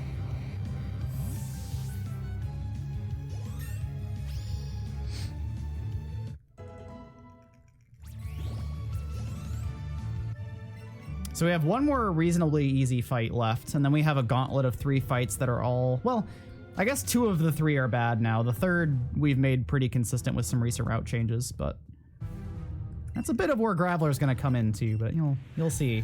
You'll see. Yeah, the first 2 of the 3 fights is they're both pretty miserable, or at least they can be.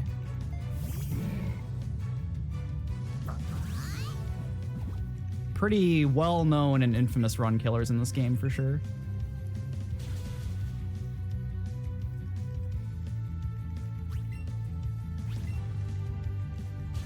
So you're actually starting to see a little bit of a side effect of having high happiness values on a Pokemon right here.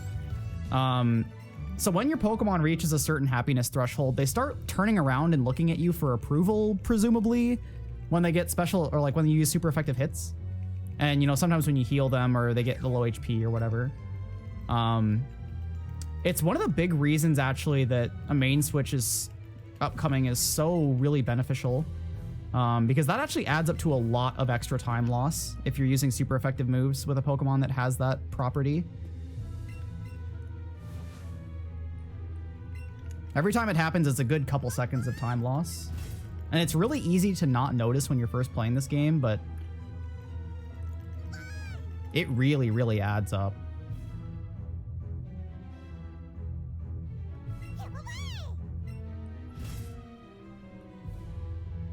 Oh, so yeah, we get this cute little section where we get to play as Eevee. I kind of wish they had introduced more of these into this game, but I'll take this one, I suppose. It's pretty heckin' cute.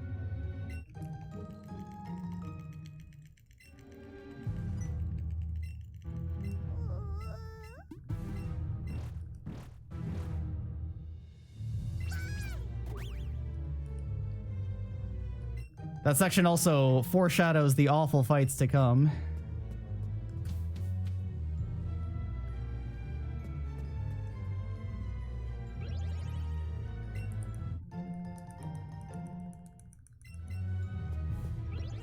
All right, so we're gonna do one more menu in a second before Jessie and James. I'm gonna swap our Pokemon around a bit. Make sure Eevee's topped off.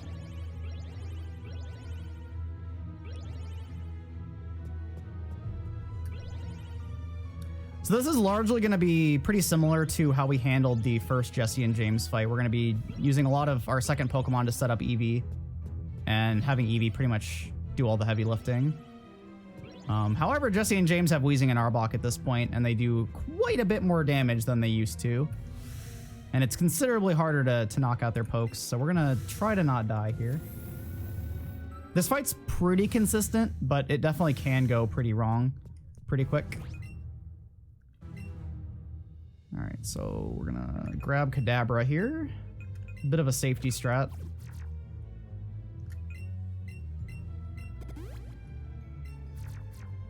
I have a bit of a theory that this strat is a little bit less likely to work if you're minus special defense, unfortunately.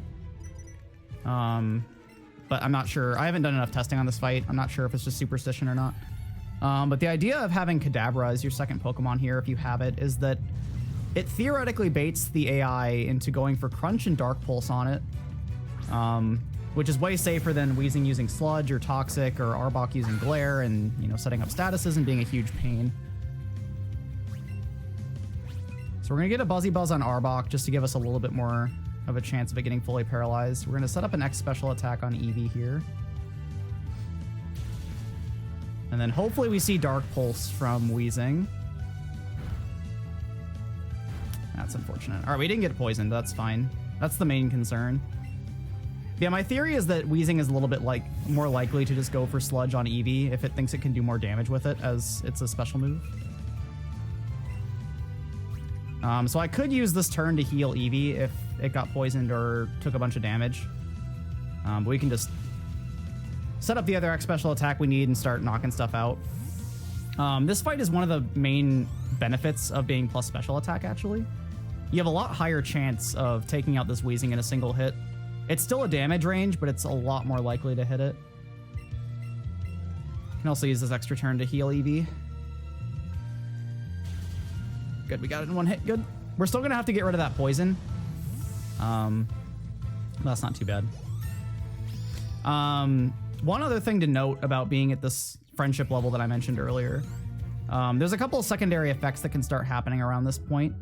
Your Pokemon can start living at 1 HP when it otherwise wouldn't be able to.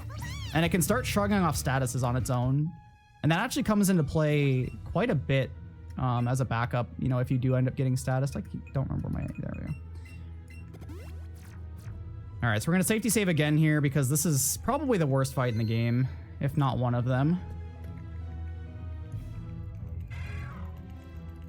But yeah, if you get unlucky and get status, you know, you can counter that bad luck with a little bit of extra good luck and Eevee can just shrug it off right away.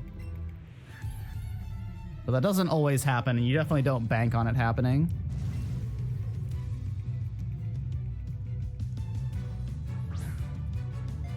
So this is a fight where we're going to be making big use out of Glitzy Glow's secondary effect, which is setting up a light screen. So before we do any setup, we're going to get a Glitzy Glow off immediately. This is going to make Weezing's damage cut in half, essentially. We got poisoned, that's fine. I'm just going to heal it off. We're just going to play this safe. So we need to set up an X special attack here to finish it off. But we want to go into the next poke having a decent amount of HP. Okay, well, marathon luck. It's okay, we've got extra stuff to spare. I believe we can take one more hit before the light screen wears off.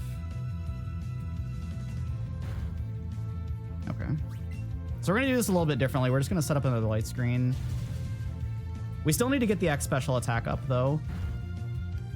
This is awful. I'm gonna need you to shrug it off, Eevee. Yeah, Sludge Bomb has a 30% poison rate. Okay, that's actually really good. This fight's really bad, but we should live. All right, we have enough health to take a hit from the Golbat coming up. We're gonna Buzzy Buzz the Golbat, but it's a 2-hit KO all the time. So we do need to take 1 hit from it at least.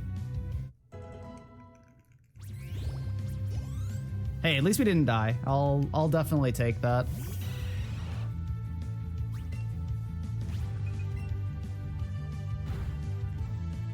Okay, or he could crit me. That's also a thing. Part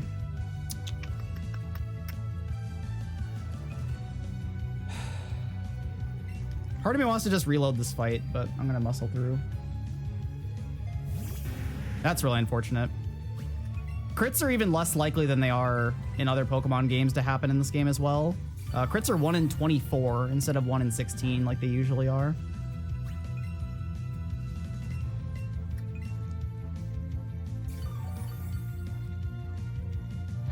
Yeah, this is way better than just redoing the fight. This is terrible, but that's okay. I told you guys to brace for disaster. I wouldn't want to be a liar. Yeah, three poisons and a crit. So yeah, that should be a 3-hit KO now, I believe.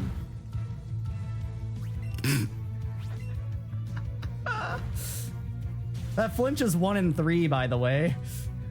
Just to throw that out there. Roughly 1 in 3. It's 30%, but... Thank God we have the extra super potions. And then he flinched me. Oh, man. What an archer fight. Hey, we lived, though. We lived. See, that's 3 30%, a 1 in 24, and a 30%. Dang, dude. All right, so thankfully we don't have to top off before Giovanni. We are going to grab a safety max revive here. And we're going to reorder our pokes a little bit. So I said we were switching mains. Get ready for my new main Graveler.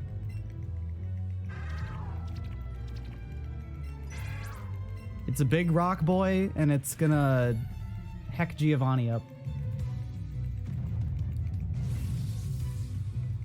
So yeah, thankfully this fight is a lot more consistent than it used to be.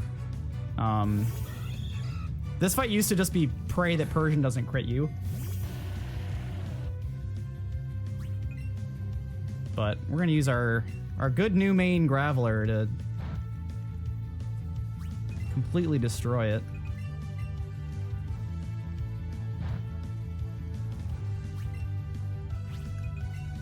Get him, Graveler! Get him!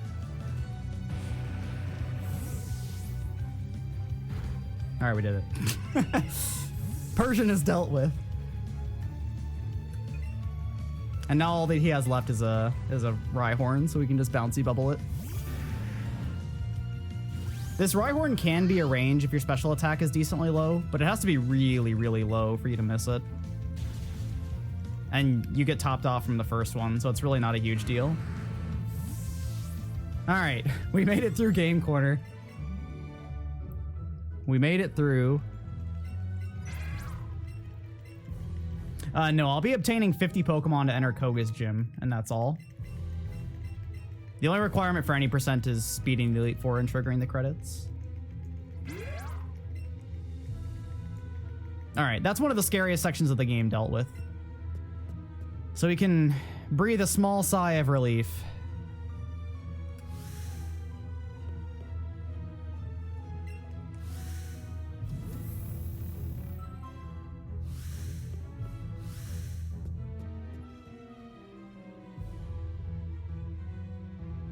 So when we come out here, we're going to get the Eevee ability equivalent of fly called Sky Dash. We're going to immediately fly back to Pokemon Tower and get that story arc taken care of.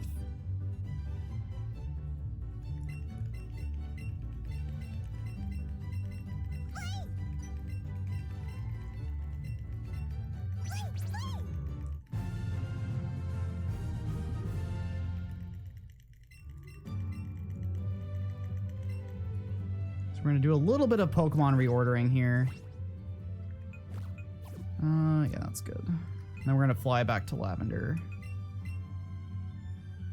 So the conventional way the game intends you to get to your hidden abilities, or your Eevee movement abilities, is to go to the actual menu for interacting with Eevee and like petting it and stuff.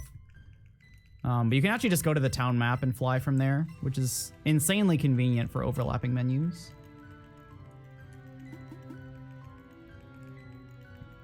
It is slightly better to use motion controls to open up the Eevee menu and fly directly from there. But that's only useful if we aren't going to be doing any other menuing, which isn't really that prevalent. There are 1 or 2 times where we can use that method to fly, but it's really not a huge difference.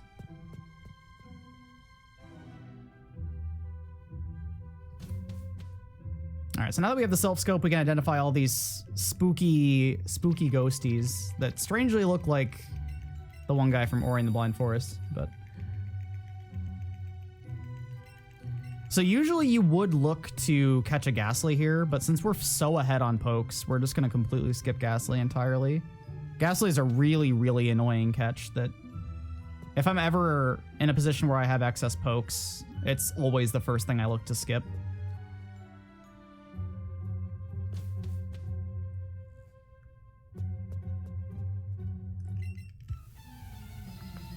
So we have 2 fights with channelers that have a single Haunter in here. They're both ranges if our special attack isn't great. We should be okay. They can live on very, very slight health pretty often, though. Yeah, these fights are one of the other benefits of being plus special attack. All right, we should be good then. Usually if you get the first one, you can bank on hitting the second one, but... We're gonna get a free heal here. The free heal pad in this game is actually really annoying. If you come at it from a certain angle, just walking through it will trigger it twice, which wastes a good couple seconds. So I've started getting in the habit of like coming at it more directly from the right side to try to avoid that. In the practice run I did earlier today, there was actually a teleporter in Sabrina's gym that happened with, and I like barely stepped off of it and it like triggered it again. And it sucked me back in. I'd never seen that happen before. Hopefully it doesn't happen again today, but... The, like, on-the-ground triggers for things in this game are just kind of weird.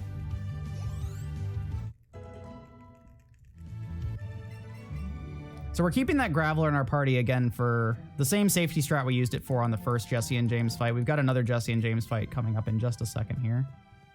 Gonna grab some more Ultra Balls. We have 8 Ultra Balls for the rest of the catches we needed to do in the game. We need to do 1, 2, 3, 4, 5, 6, 7 more catches. I can never remember how many catches are left here.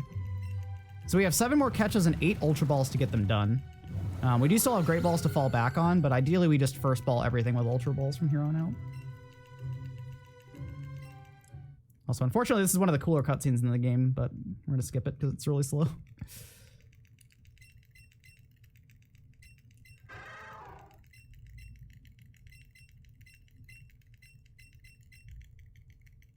I actually really like this part of the story in this game. The Cubone, after you help it out, ends up joining your rival's party, which is a really cool touch, I think.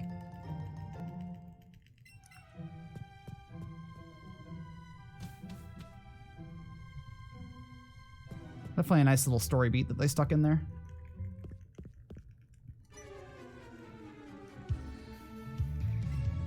All right, we're gonna slap one more safety save in here just in case this Jessie and James fight goes badly. We should be okay, though.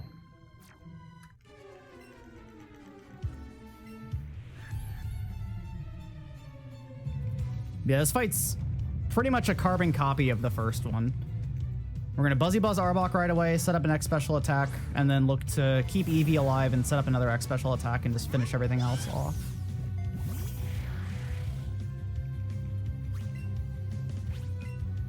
And I hope you guys enjoyed seeing Eevee, because this is basically the last fight it's going to get to do a whole lot.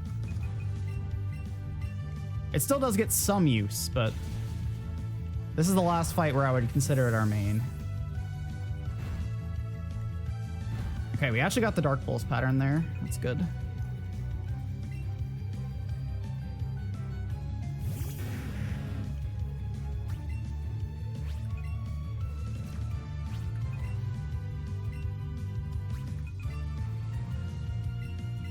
All right, we're gonna be a little safe here. We're gonna top Eevee off.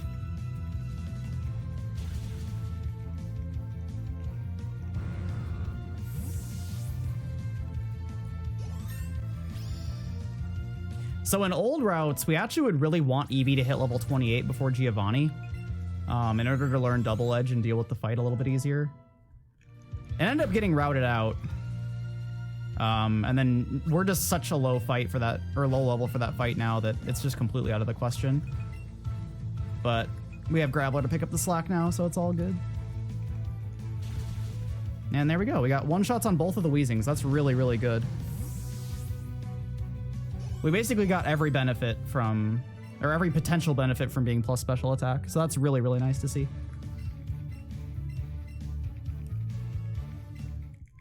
As many things are going wrong in this run, it's really nice to see that there's just as many things going right, pretty much.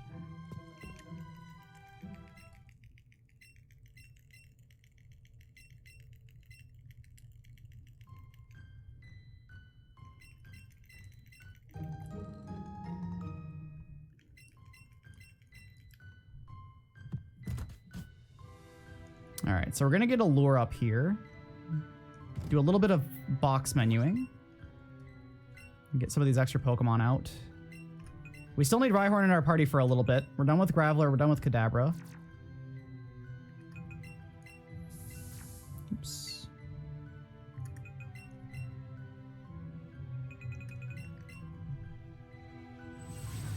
So we're not gonna really do anything with it. But we're about to be introduced to another sort of battle change that they did with this game. So key, like, wild Pokemon encounters, which includes the Snorlax, the legendary birds, and Mewtwo. You don't just throw balls at them like we have been catching all the other Pokemon. You actually have to knock them out first. And it's the only point in the game where you get the original Gen 1 wild Pokemon music.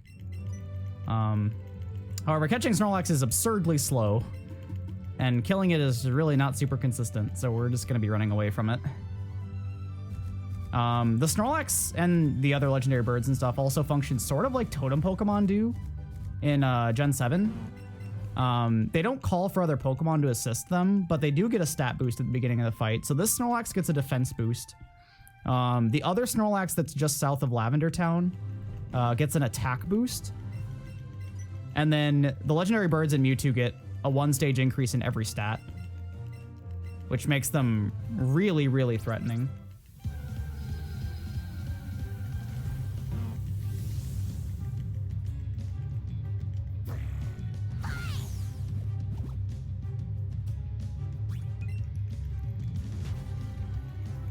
Also, if you ever play this game casually and catch Snorlax, definitely check out its ride animation.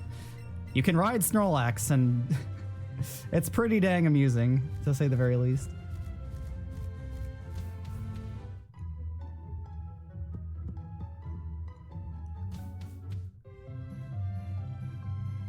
All right, so we're actually going to we're going to rub up against an item here on the ground to dismount Rhyhorn really quick. And we're going to sneak past this trainer. Oops, I did not mean to do that. I really hope nothing spawned in between that gap. Did not mean to do that. So there's a lot of Pokemon we're looking to get here. We want Psyduck here, we want Rapidash, or Ponyta, and we want Doduo. Not Dodrio. Okay, there's Ponyta. So evolving Ponyta into Rapidash is going to be our next ride Pokemon. It's a good margin faster than Rhyhorn. We used to use Aerodactyl, but it's pretty dang slow to get Aerodactyl. There's also a really bad spot for it to get frozen on, unfortunately. I also forgot to switch to Ultra Balls. Well, I'm gonna chuck Great Balls while it's in this position. This spot that's like halfway between the middle and the right, or the sides, is just really, really terrible. Okay, good.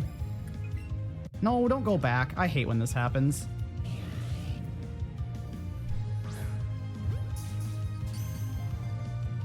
This is the main reason I tried it in Berry Ponyta, to just lock it down before it gets a chance to move. That still wasn't too bad, though.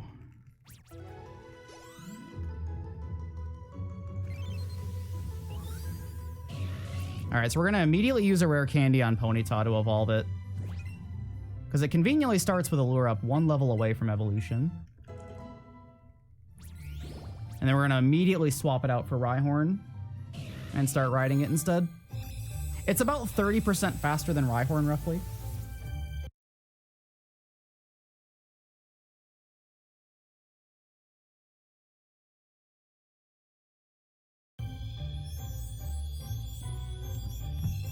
And most of the time that we spend on a ride Pokemon is in the duration of the game, so we definitely benefit a lot from having a faster ride Pokemon. We also do use Rapidash a little bit in a couple fights,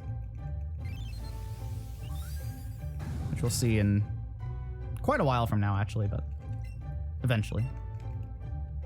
This is still not our new main, so that's still coming.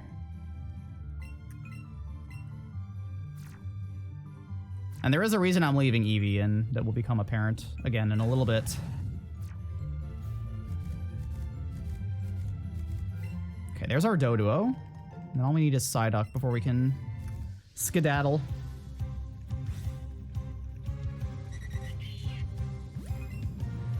Thankfully, Doduo is a lot more cooperative than Ponyta is.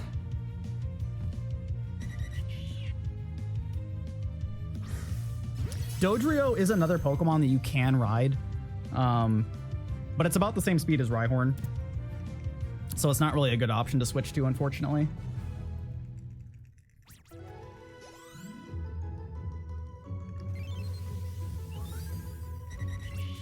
All right, just need our good friend Leduc. Good. Yeah, sure, we can just take it off and put another one up later.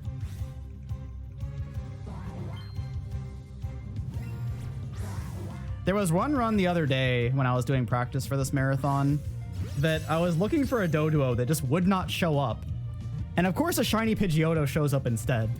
Because, you know, video games.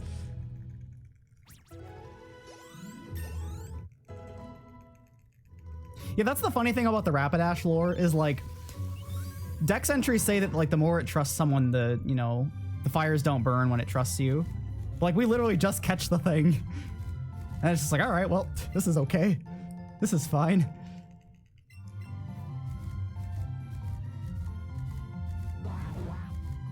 We actually used to use Arcanine as a ride poke in Let's Go Pikachu. But at the point that you would usually obtain Growlithe, it's a much lower level. And the levels that it obtains actually kind of basically just negates the extra move speed that it gets compared to Rhyhorn. So Let's Go Pikachu still basically does the same ride Pokemon routing that Eevee does.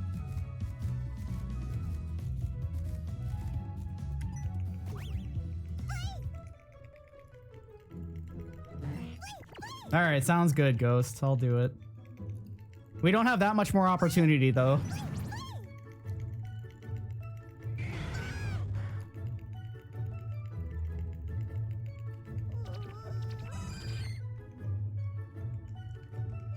So we're going to be learning our Surf equivalent here, which is called Sea Skim. And that's going to allow us access to Cinnabar and what will actually be our new main.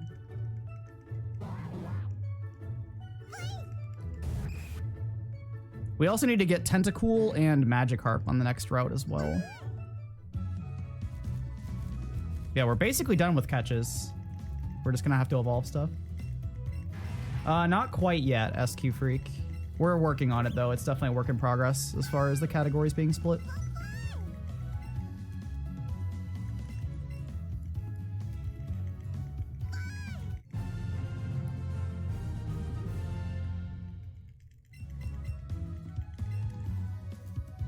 Yeah, we're gonna get Missing No. We're gonna switch to Missing No. You got it. Yep, that's it.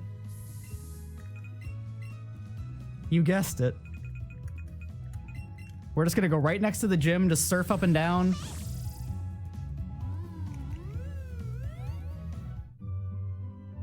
It's theorized that that's what's in the third Pokeball in the lab at the start of the game as well.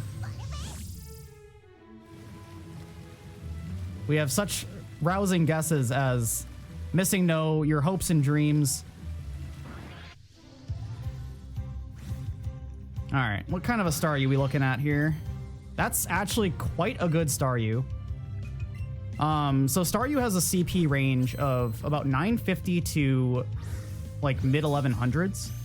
And the CP sort of functions like it does in Pokemon Go. It's not a stat in and of itself, but it's a general indicator roughly of how good the Pokemon is, stat-wise. And 1086 is definitely on the upper threshold. And yes, this is going to be our new main, by the way. Sub 306 is in that ball. Nah, man, sub 3's in there. Gotta go big. Sub 306 is for weenies. All right, so we still need Tentacool and we still need Magikarp here. Unfortunately, we're just getting a crap ton of Staryu.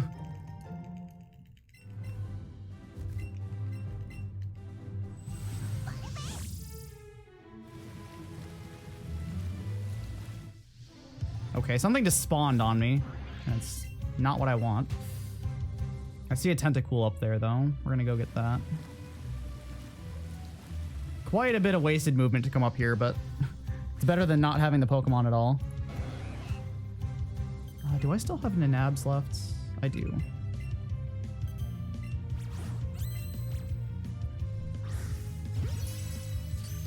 The nice thing about Nanab berries too is if they freeze the poke like slightly off center, if you try to throw to the center of the screen, it sort of auto adjusts very slightly, which is kind of helpful. Okay.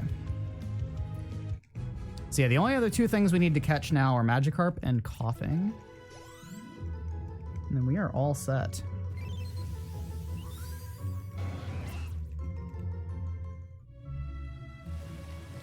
There's Magikarp. Right on time. Wasting a bunch of my movement, but that's all right. Yeah, we'll use an Nanab. I'm actually going to save this for Coughing. Okay, well, that's fine. I don't usually go back on using berries. Also, it's in a terrible spot now, too.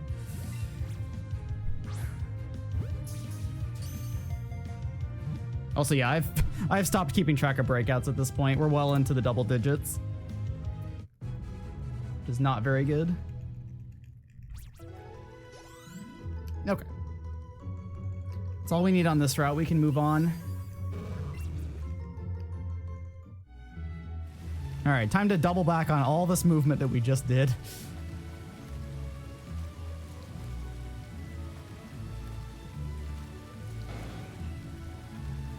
Okay.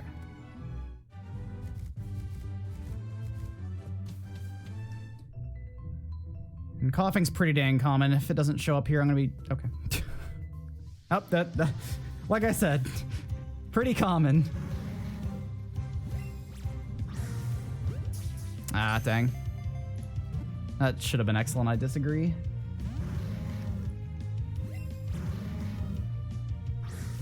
Coughing can be really annoying about moving side to side as well, so the fact that it's sitting still is actually quite nice. Okay, good. All right, we are done on breakouts. Nothing else will even get a chance.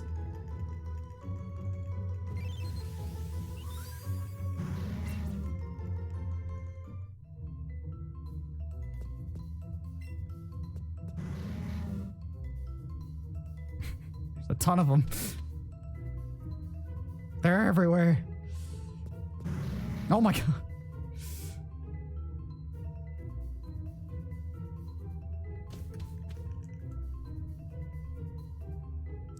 That Abra nonsense was crazy. I still can't get over that.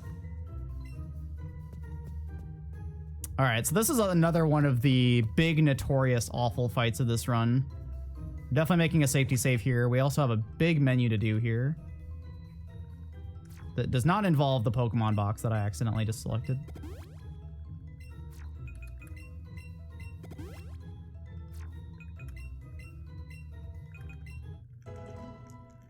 So we're gonna use a couple of candies on our new main here, which gets it to 45, so it learns Hydro Pump, which is gonna be pretty useful for us. And this stuff looks like a pretty solid Staryu. I have a rough idea of what the stats will look like when I evolve it, just looking at the level ups there. And we're looking pretty solid as far as stats go. Really can't ask for much better for a marathon run. Definitely can't complain. So we're gonna evolve it, teach Scald, and then save. Because this fight definitely can go very, very wrong. It's not super likely to, but it definitely has the capacity to.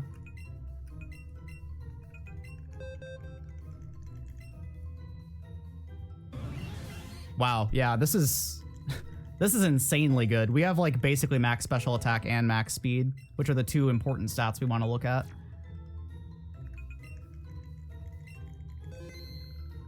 Everything else is largely negligible. Yeah, Starmie's ready to go in. All right, so this Electrode is a jerk. He's a heckin' jerk. So we're gonna use Eevee to set up Light Screen here with Glitzy Glow. And he crit me. That's a reset. There is another strat you can do here that involves using X Special Defense and just leading with Starmie.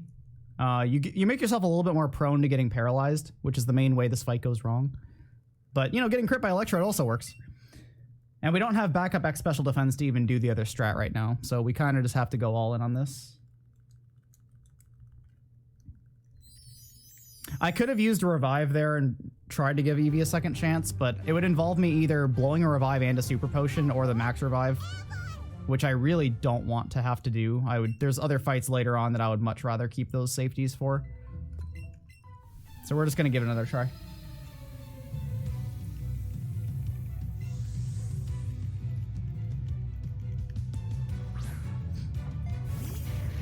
This is why we save. This is why we save.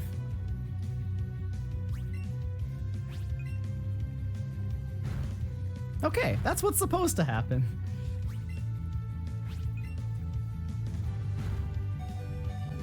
Thanks, Eevee. Thanks. I'm so glad you love me so much. What are you doing? Stop loving me.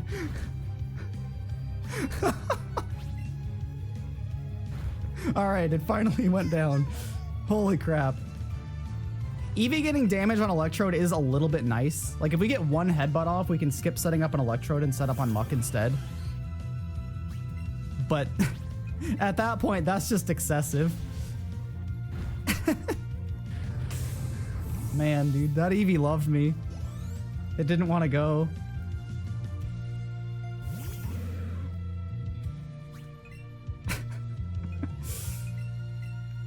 What a run this is. I'm so glad you're all here on this wild ride with me. I'm certainly having an experience. How's this Weezing gonna... Okay. Okay. Hi, Weezing. How's it going, friend? Bye, Weezing. Goodbye, friend. Alright, we're gonna grab a few Firestone here for evolving Vulpix, because we do still need to do that. I suppose I could have...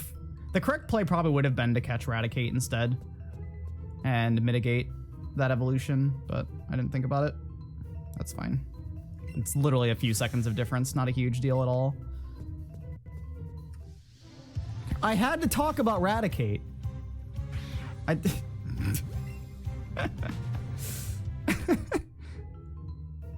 I should have caught Raticate instead. Well, here I am.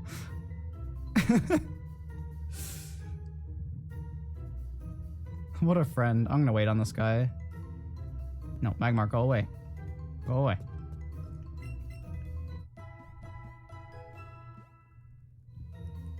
Nice little free heal there. This game's pulling out all the stops tonight.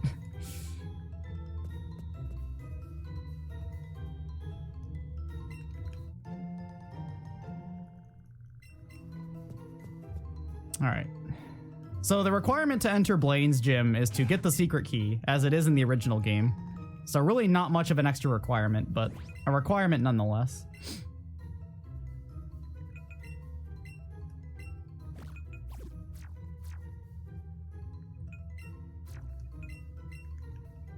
We're gonna get the heck out of here. All right, so I know you guys were probably getting a little antsy that we weren't doing any gyms. It's been like an hour and a half. But we're finally doing another gym.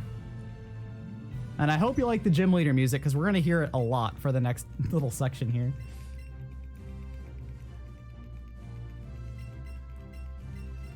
So yeah, this game lets you go super, super out of order as far as gyms, which is really, really cool as far as the speedrun. I also really like the change they made to this gym in this version of the game, kind of making it mirror the fire trial in Gen 7. Blaine's just having a great old time. Look at how happy he is. He just wants to play quiz shows with people. He wants to be the new Pat Sajak. He needs a Vanna White, though.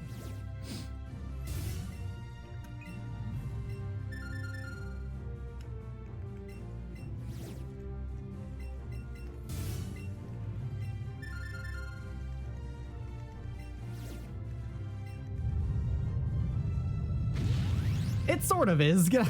Look, don't ruin my joke. It's my joke. Get your own. All right, so thankfully, since we're fast enough, we get to go for a really fast Blaine fight here. You can potentially have to X speed here if your speed is bad enough. But we outspeed everything that he has natively. So we can set up one X special attack and hope that he doesn't use Confuse Ray on us. If he doesn't use Confuse Ray, we can just save a bunch of time. And he actually, well, he crit me, but that's fine. Usually you'd have to waste a turn healing off the status there, but we can just go for it. We get hecked on Archer, but we get the fastest possible Blaine fight. Sure. I guess I shouldn't say anything yet. We do have to go for Hydro Pump on Ninetales. So we used to get a lot more rare candies for Starmie. Older versions of the route would have Starmie be like level 48 here instead of 45. And being a lower level actually does add a lot of risk on a lot of fights. This is one of them. We used to just be able to scald everything at higher level, but this Ninetales is a less favorable range than just using Hydro Pump. No, we hit it. Cool.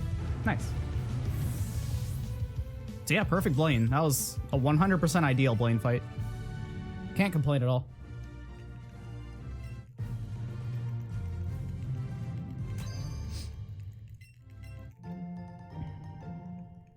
All right, so now we're gonna knock out two other gyms that we could have done a lot earlier, but it's a lot easier to just demolish them with a super high level Starmie.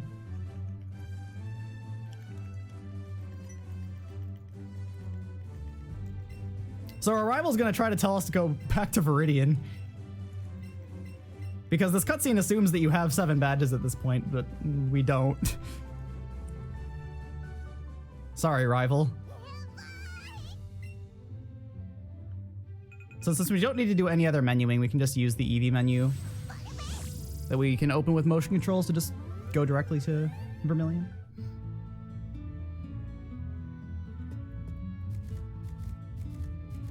And the requirement to enter Surge's gym is cutting down the bush outside, as it was originally. So really nothing else fancy here.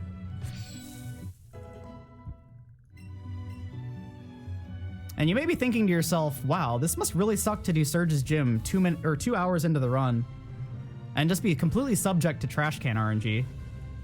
But they were really, really nice in making this game, and the trash cans are entirely consistent in this gym. It's always the same 2 trash cans, and you can activate them in any order you choose.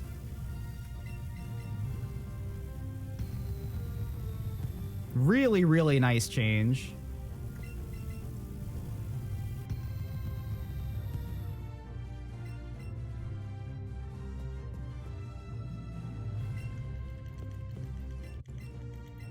So yeah, hopefully we don't have too much trouble with good old Surge here.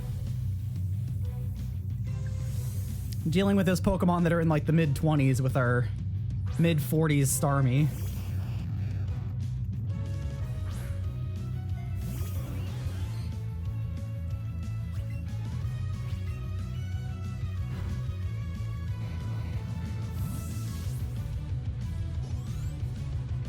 I was tempted to, but I decided against it.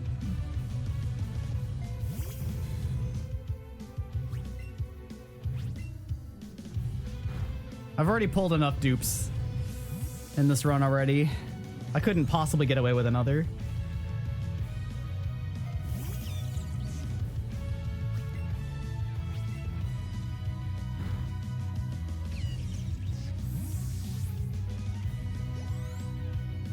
All right, and that's Surge.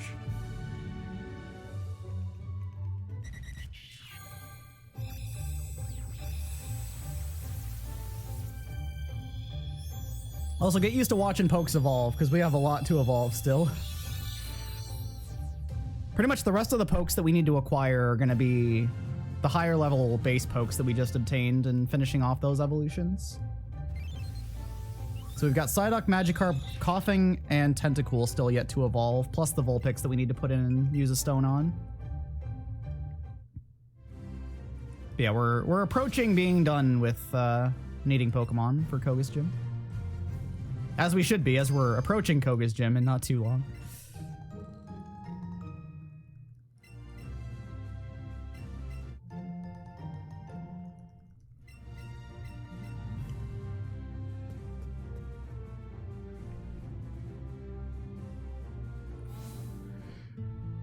All right, so we're gonna do a quick menu here to get that freshly evolved Dodrio out of our party and get Coughing going.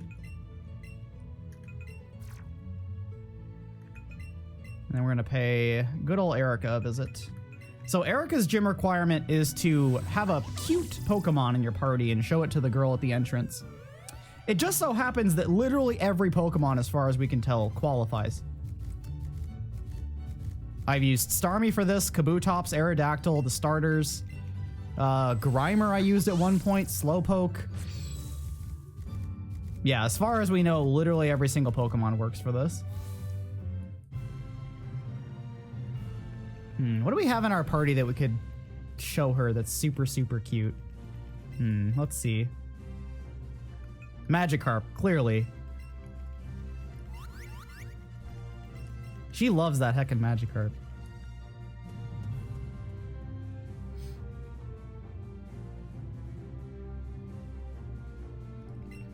Yeah, again, a gym requirement that isn't really a requirement.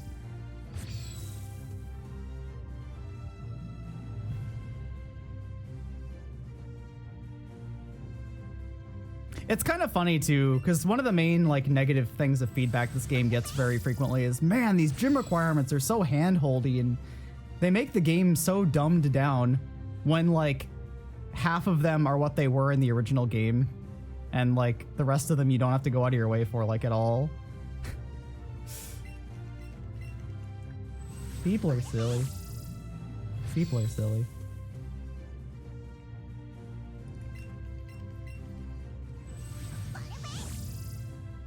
Nope, we really don't. I mean, we do sequence break it essentially, but like no crazy tricks or anything. The game just doesn't really require you to complete gyms. The main factor that allows for that in this game is the fact that the badges don't have a restriction on what HMs we can use or like what Eevee abilities we can use.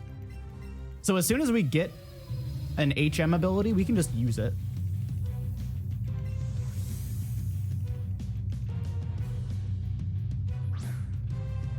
Red and Blue and Fire Red and Leaf Green allow you to do gyms out of order to some degree, but not quite to the degree that this game lets you do.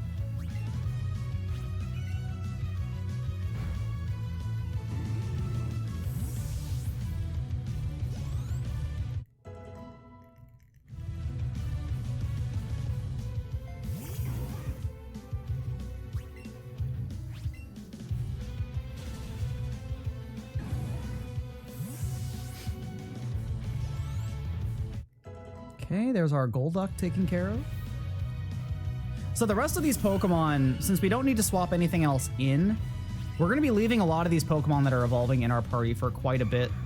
They aren't really going to... We don't have to really worry about them gaining too many extra levels. At most, they'll gain 1, which is, you know, much better than doing all these extra menus to take them out. And we're going to do basically one final menu to dump pokes from our party as soon as we're set for Koga's gym.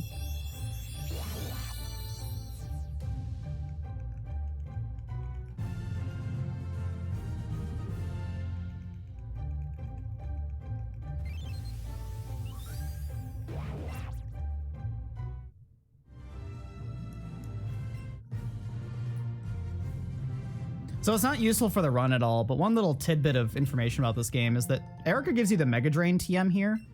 The move Giga Drain actually doesn't exist in this game, and they buffed Mega Drain to just be Giga Drain, which is kind of a necessary change. I think, like, Mega Drain and Giga Drain have gone through weird buffs and changes throughout the course of the series, and I think they kind of just finally realized that you don't need Absorb, Mega Drain, and a Giga Drain to all exist. You can just have 2 of them and just make them usable moves.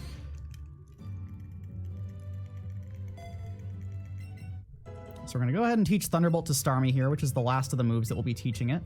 I'm going to heal it a little bit. And we're going to put Rapidash in slot 1. And then we're going to fly to Celadon, which is going to put us right by the Pokemon Center. This is slightly faster movement to get to Saffron than just walking back out.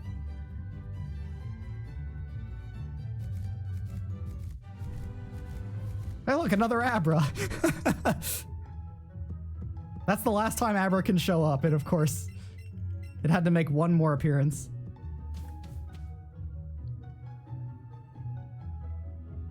Yeah, I should have worded that better. It's mostly Giga Drain that's gone through changes. But, like, they buffed Absorb in this game to be as good as Mega Drain used to be. And then Mega Drain is just what Giga Drain used to be, because Absorb being 20 base power is just crap, quite frankly.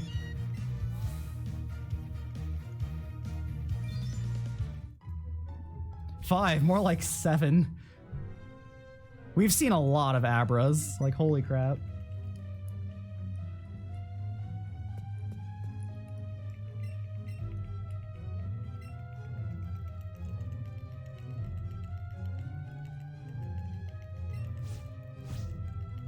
Yeah, there's a lot of long overdue move changes they made in this game, which I really appreciate. They also buffed Sky Attack and Solar Beam to be 200 base power moves. So having the extra charge turn is sort of justified now. They're quite hard-hitting moves now.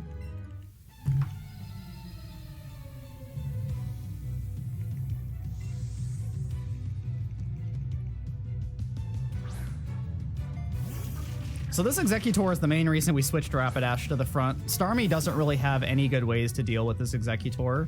Thankfully, Rapidash will always have Fire Blast.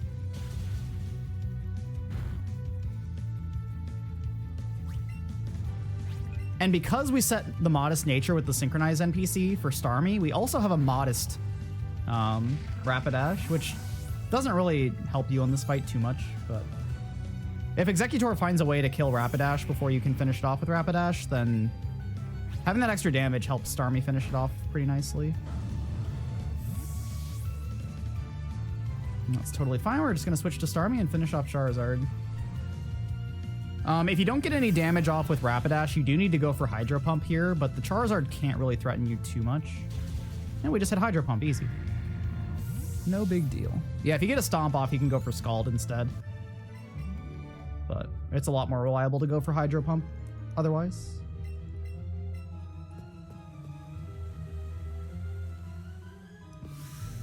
All right, so we get one more fight with Archer here. This fight's a bit of a doozy as well, but not really one that's worth safety saving for. And we do get a free heal after this fight. The main thing that happens if this fight goes wrong is you just lose a bunch of time. You don't really die. So there is a decent amount of variance to like what pokes get sent out in what order here. Or not a decent amount, but there is some. they're always going to lead Muck and Electrode. The ideal turn 1 that you look for is Electrode self-destructing and Muck not protecting. So there's basically 2 approaches you can take here. Psychic has a damage range on the Electrode. Hydro Pump guarantees it, but it doesn't kill Muck if the Electrode self-destructs. So there's basically an equal amount of beneficial opportunities. Okay, we got half of the good pattern. That's the half that I would prefer to get. So I can't really complain too much. So basically you have 2 options. You can just go for Hydro Pump on the Electrode in case it doesn't self-destruct. Or you can do what I just did and Psychic targeting the Electrode, and then if it explodes, you target the Muck by default. But unfortunately the Muck protected, so a little bit of clunkiness to this fight. But the Electrode is a huge threat to Starmie, so getting it out of the way fast is definitely a lot safer. The Muck is a huge thing that you need to take out as soon as possible, though. You can't just sit here and ignore it.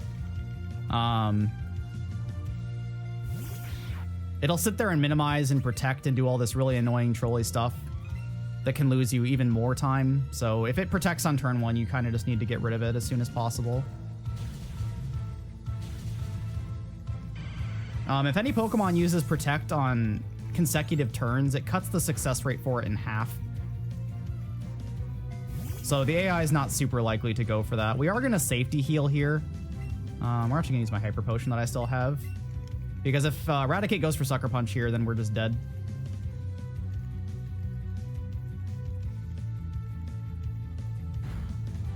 Okay.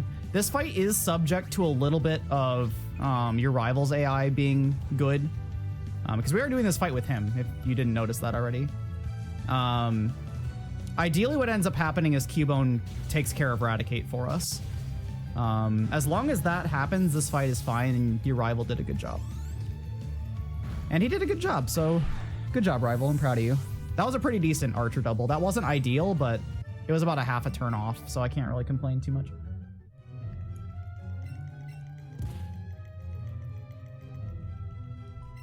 So we get a free heal after that fight, thankfully, which is really, really nice. You don't have to worry about PP management before that point.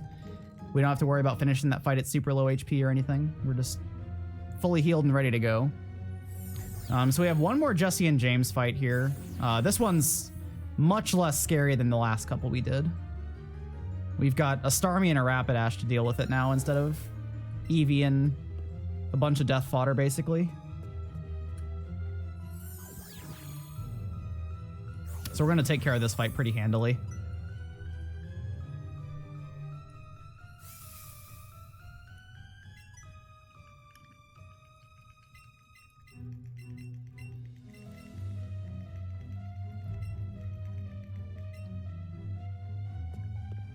I also don't know how Archer, like, healed his Pokemon and got up here that quick, but thankfully we don't have to fight him again.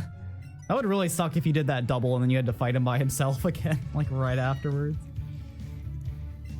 Archer's just a meanie. A blue-haired piece of crap. So we're basically just gonna gun down Arbok here. Go for a Stomp Flinch on Weezing, just to keep us topped off, but it's not a huge deal if we get it or not. And then we're just gonna finish off Weezing on the next turn. This fight is super, super consistent. It's really, really nice.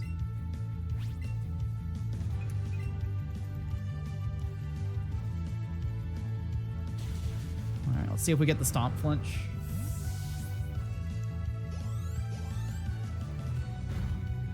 Neat.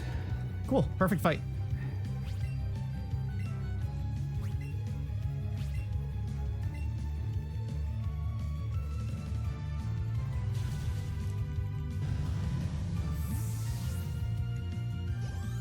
And then we have our second to last fight with Giovanni here, which we're way over leveled for still, so we're gonna deal with this quite handily. All right, and all we have left is the Weezing evolution and the Gyarados evolution, and we're all set as far as evolutions, or level up evolutions, I should say. We're gonna be grabbing 2 more free Pokemon on the way out of Silphco. We're gonna be grabbing the Lapras that you get after getting Team Rocket out of here. And then there's an NPC at the bottom of Saffron that gives you a free Porygon as well. So we're going to grab both of those pokes. There's a rare candy by the Lapras as well, which is going to be insanely useful for us as well. So there's a lot of value in going for the Lapras. Old versions of the catch route actually opted to try to skip Lapras because we felt like it was really, really slow. But when you factor in the rare candy and all the other rare candies you get instead when we cut so many out, Lapras just is, you know, a really, really good play. Yeah, we kind of just slept on for a lot of the development of the route. But it's super, super good.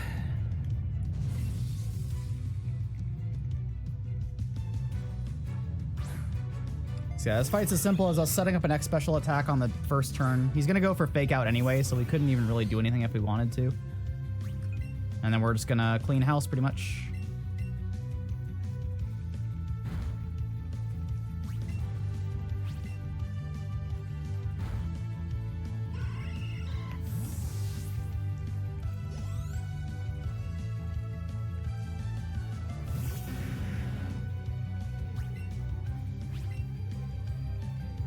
So yeah, once we get to the like sort of cleanup phase with Starmie and where our pokes are taken care of and all that good stuff, the run goes by really, really quick. Once you're out of the Eevee section, it's over before you know it.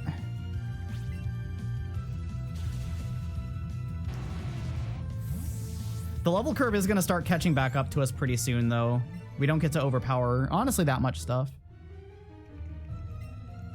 But yeah, like I was saying earlier, the nearly 15 level jump from Eevee to Starmie is just really, really good.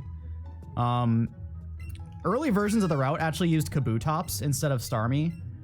On one of Keys' first playthroughs, he was kind of like switching gears to like an on-the-fly run when he realized that the fossils were as good as they were, because the fossils come at level 44. So what we would originally do is get the Kabuto at level 44, candy it 4 times, skip the evolution on every level up, teach it Leech Life at level 48, because this game has the buffed Leech Life from Gen 7. And then we would just use Kabutops for the rest of the game. But Starmie ended up coming out a couple minutes faster than Kabutops in the optimal situation, so we ended up switching to Starmie quite a while ago now. But Starmie's been the main for over like a month and a half or so, probably.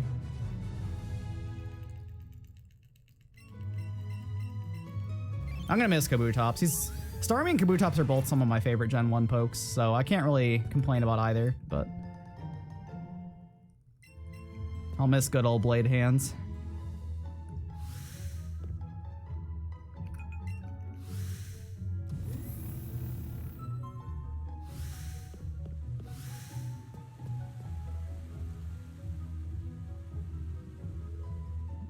I always forget where the door is somehow.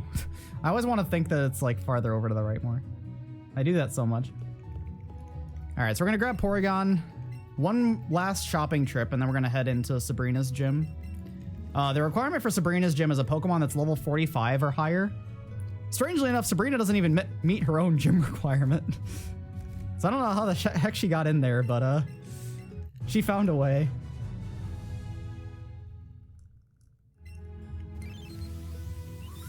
But yeah, her fight also isn't too terribly bad.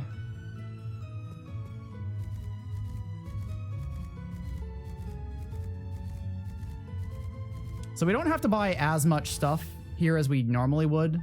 We got a lot of the X item shopping taken care of in Vermilion because we had that extra money.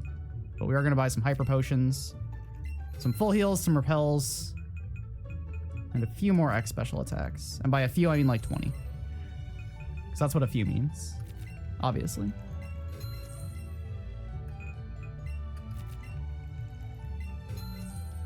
An interesting thing as far as the routing for the shopping in this game, what the shops have isn't dictated by which shop you're in this game. It's dictated by how many badges you have. So the fact that we go through most of the game without like any badges actually really hampers our potential for, you know, buying certain things earlier. We have to get by on very little. I mean, we still have X items super early, and that's really all we need, but you can't get Hyper Potions super early. You can't get, you know, upgraded lures super early. You can't buy Ultra Balls super early. Full heals, that kind of thing.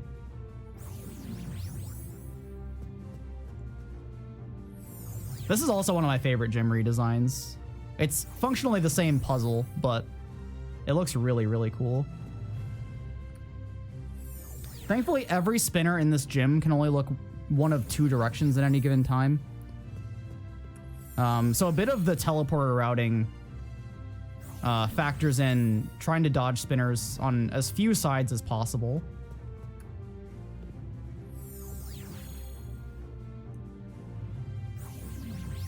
There are a couple ways you can get through here in like the same number of teleports.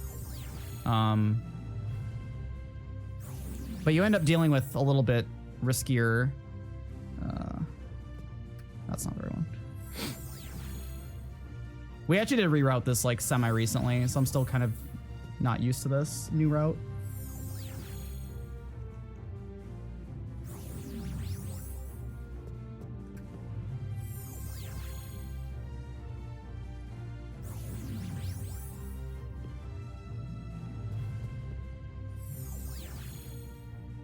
Yeah, at its core, it's a remake of Yellow, yeah.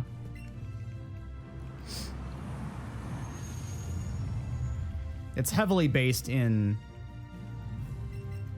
a lot of the things that were in Pokemon Yellow. You got the Jessie and James fights. You got the forced starter choice. A few Pokemon Go mechanics splashed in for good measure. So really the only thing we want on this fight is to see light screen on turn 1 from Mr. Mime. As long as we see that, we're in business. And there we go. It's extremely unlikely to not get that, but it can happen.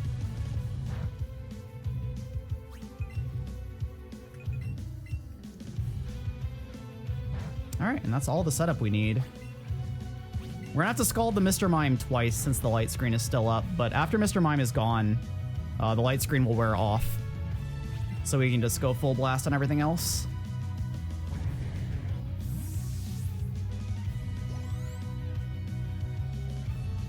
They didn't really mess with any typings or anything. There's a couple like instances of move rebalancing, and they actually removed abilities from this game to simplify it for the people coming over from Pokemon Go. This game is mainly meant as an introduction for Go players into the main series, and you know, for main series players to have more of a reason to play Pokemon Go. But I think it meets a good halfway point. I think it doesn't dumb the game down too much for veterans, and it's not too complicated for, you know, the new players. And yeah, that's Sabrina.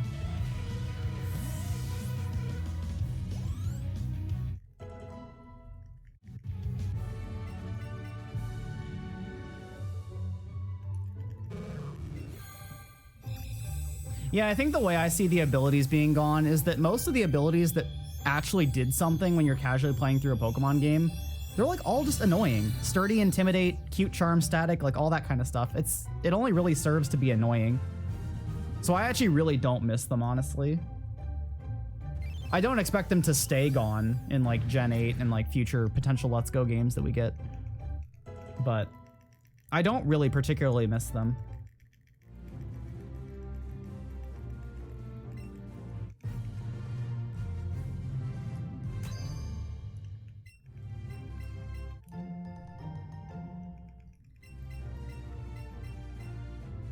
So unfortunately, we don't quite have Coughing evolved yet. What am I gonna do? This is actually kind of sketchy. Like, we should have it evolved here. Because we can't currently get into Koga's gym, which is where we need to go next. We're just gonna do this. This is janky as heck, but I'm just gonna get an extra rare candy and just evolve it now. It's probably our best option. This is actually a situation I've never had happen.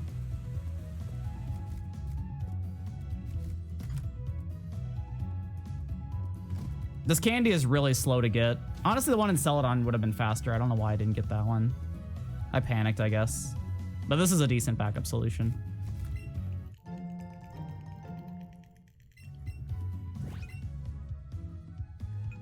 Okay, so we're gonna put Vulpix in our party, because we still need to evolve that as well. I put it in over Coughing because I'm smart.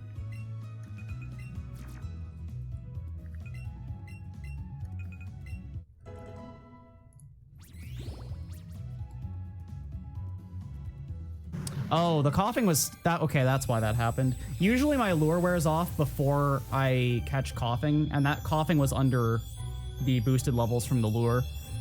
So it was a higher level than it should have been.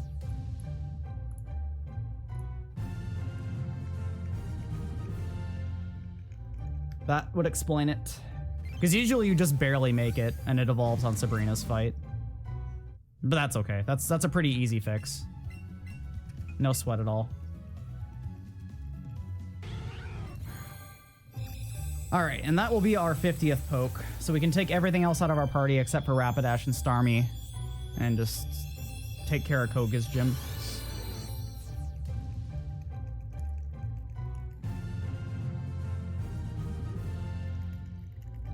Yeah, we are done with our Pokemon acquisitions.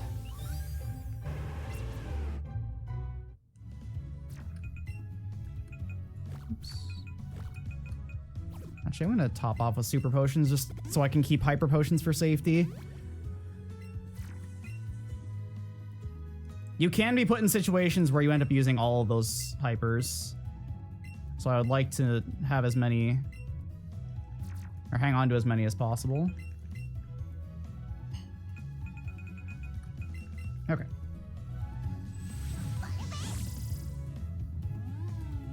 So this gym is one of the key points of variance as far as your time in the late game.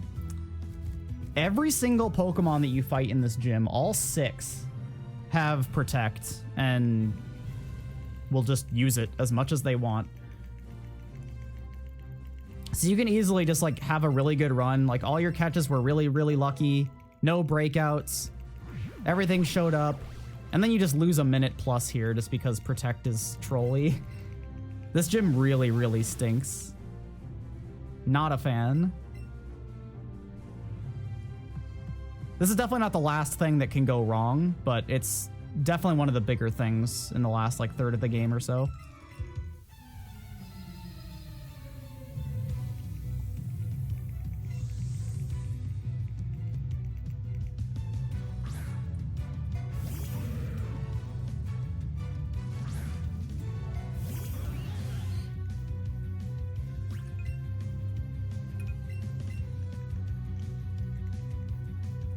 That's kind of annoying. Thanks, Muck. Thanks, buddy. Thanks, buddy. Thanks, buddy. I'm gonna have to Ether Psychic early, probably. This is really bad.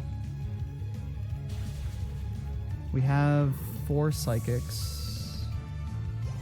Okay, so I'm gonna play this a little safe. We actually have enough special attack that we can Scald the Beedrill. So we're going to Scald the Beedrill instead, save ourselves the extra Psychic use. Because we basically have 1 extra left, otherwise I'm going to have to Ether Psychic a bit earlier than I would normally. We also have enough special attack that we can Scald some things on Koga, so I suppose I can do that as well. So we're going to heal Starmie here. We're going to use my last super. I don't have any antidotes left, so we're just going to use the Sable that I didn't use earlier. Candy Starmie 2 more times.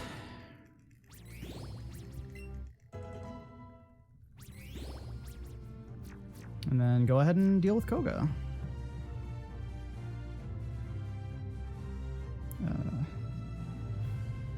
I'm like very out of practice with this movement.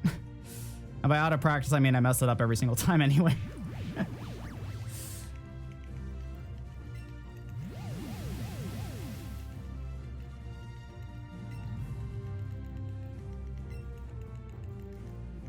So apart from him just spamming Protect, there really isn't any way that this fight can go wrong. Ideally, the Wheezing just explodes on turn 1, but it like almost never happens. I did a practice run earlier today, and he actually he used Explosion, which is like maybe the 2nd time I've ever seen it, and I've been running this game for almost like 3 months solid now, since the game was released.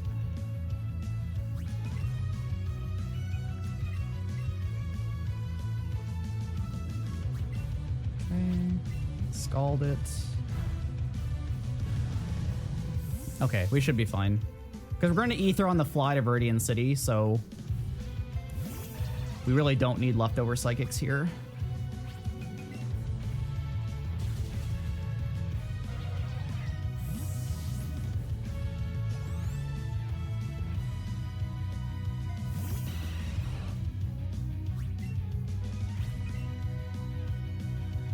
Nope, there's one.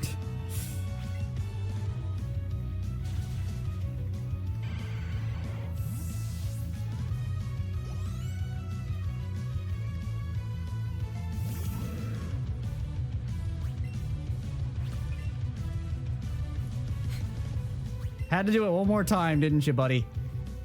Had to do it one more time. So that would definitely fall in the category of being a bad fuchsia gym. But it's fine.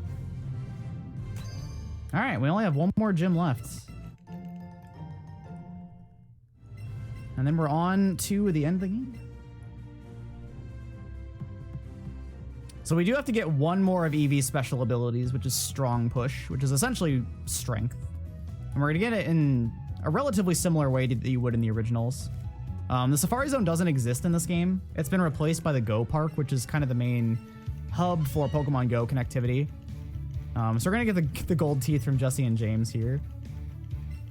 And then give it to the Safari Zone Warden that still exists despite the park not existing.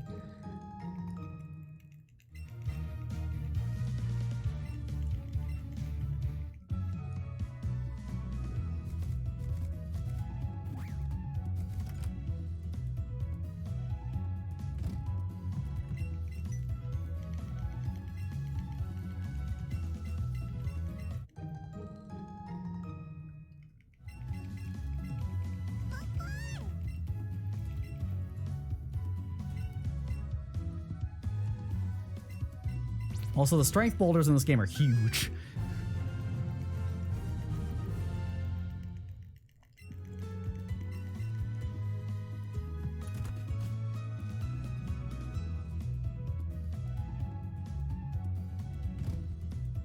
All right, so we're going to Ether Psychic here.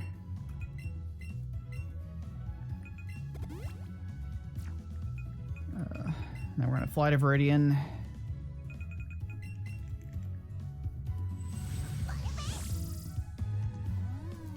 So there's a little bit of extra story attached to entering the Viridian gym. We bump into our rival in a second here outside the gym, and he's gonna tell us that we need to like talk to Professor Oak about this because it's so exciting. And then we're gonna get warped back to Pallet Town, talk to Oak, and he's gonna introduce us to Mega Evolution, which is a part of this game.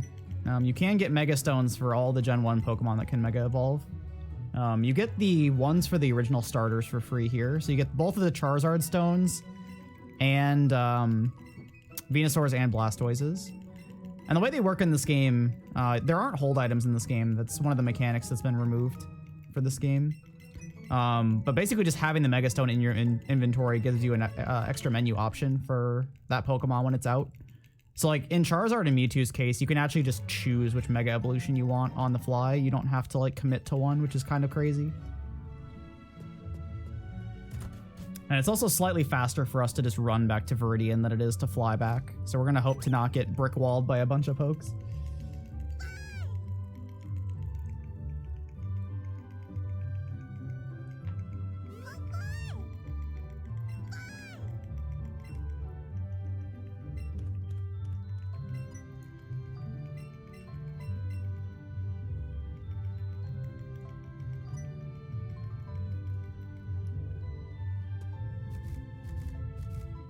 Okay, that's the main choke point that's usually a problem. There's a lot of runners who have had just like a horde of Pidgeys in that choke point, and just you kind of just have to bite the bullet and fly anyway. Which kind of sucks, but it is what it is. It's not too much slower to fly instead of just running here. So we're gonna fight some interesting trainers here just because of how we're gonna take a path through this gym. If we don't fight this guy from below, he blocks us off when he sees us later. So we actually want to fight him here.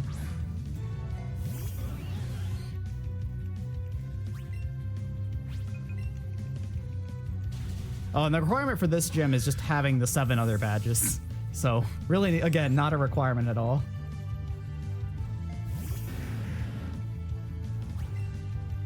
All right, I'm gonna safety save before the next guy. There's ways you can recover it if it goes badly, and it hasn't trolled me in a long time, so I guess that means I'm kind of expecting it to. So this guy only has a Nidoking, but it's an extremely bulky Nidoking. So we need to Hydro Pump it. If we miss, we basically just die. We can also kind of abuse his limited vision a bit to talk to him from the side instead of waiting for him to walk to us. Which is kind of nice. So yeah, hopefully we just hit Hydro Pump and don't have to worry about anything.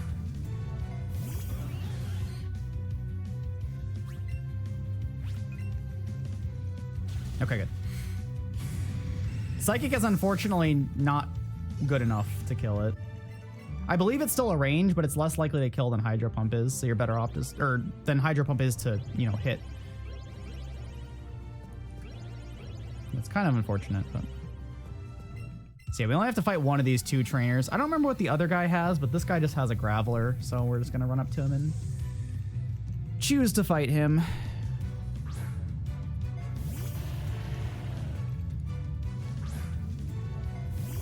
I'm going to safety save before Giovanni as well. There's really not much room for that fight to go wrong, but it's another fight where we have to take a couple turns to set up. And we basically have to pray for high crit moves to not crit us. Or just anything else.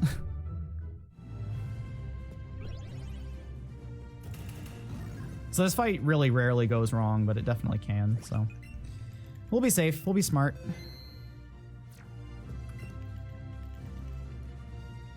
Also, this cutscene will never not bother me. Giovanni has Oran berries, which do not exist in this game. I don't know where he got them, but it drives me crazy.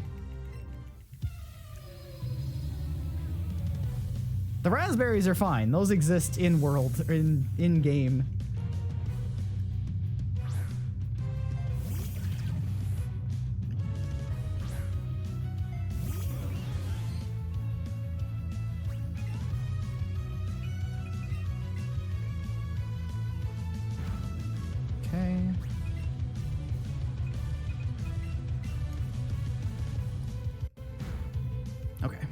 Should be good. Okay, I guess we're Hydro Pumping Dog Trio. All right, cool. We didn't get punished. Nice. Good time to extra input. It's fine. Everything's fine. If we didn't hit that, we were dead, by the way. I mean, I could have healed, but... You know.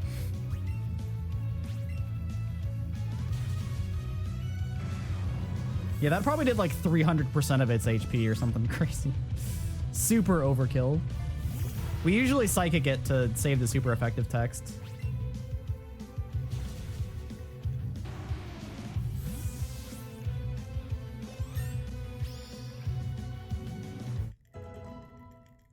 X items last for the duration of that fight or until your Pokemon is switched out or faints.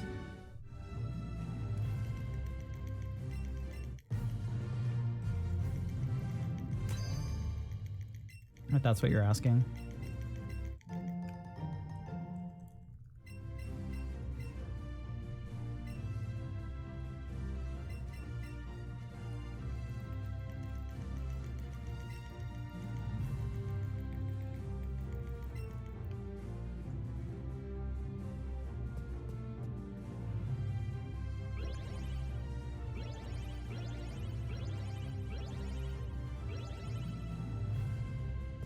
So there is a bit of a risky strat I can go for that saves a turn on this upcoming rival fight, but I'm down a Hydro Pump because of that menu flub, so I'm actually not gonna risk it.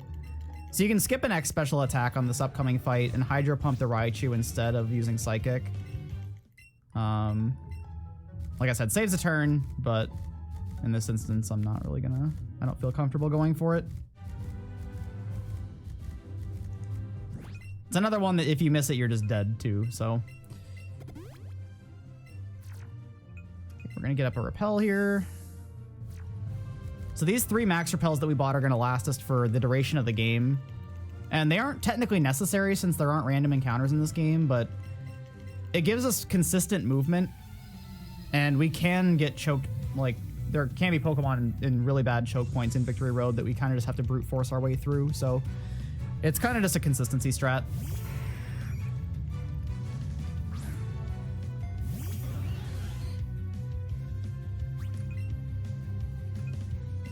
We're going to set out one more guard spec here. There is an alternate strat for this fight that involves just YOLOing, not getting sand attacked. And like basically if you do, you just X accuracy instead. But I'm usually a bit more comfortable just guard specking. Yeah, we're going to heal here. We need to set up one more X item and then we're just good to win the fight, so...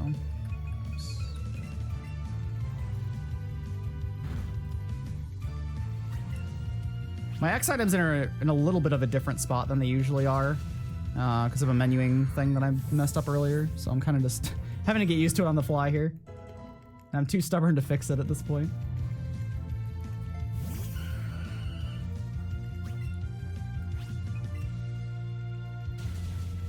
The Pidgeot and the Raichu here have quick attack.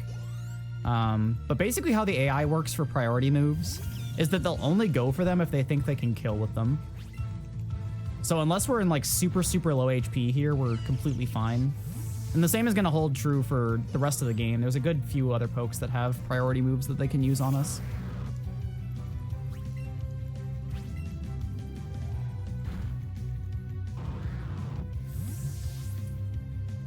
All right, so probably the last super, super scary fight is coming up next. We need to set up an X special attack and then Hydro Pump a Kangaskhan. The Kangaskhan has Crunch and will just two-shot us no matter what.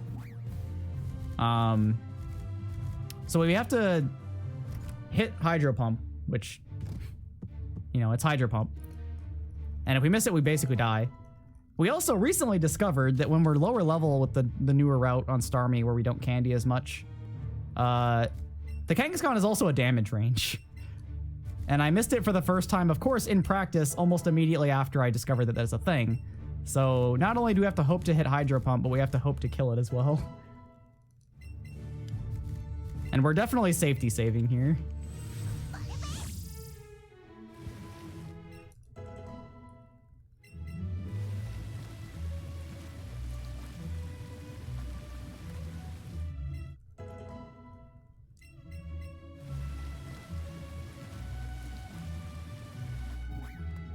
I had essentially a money match race with keys with this game for Spike and J-Hobbs Speedrunning Underground show. And I died on this fight, and I almost lost the race because of it, because I didn't save before it. It was an experience, that's for sure.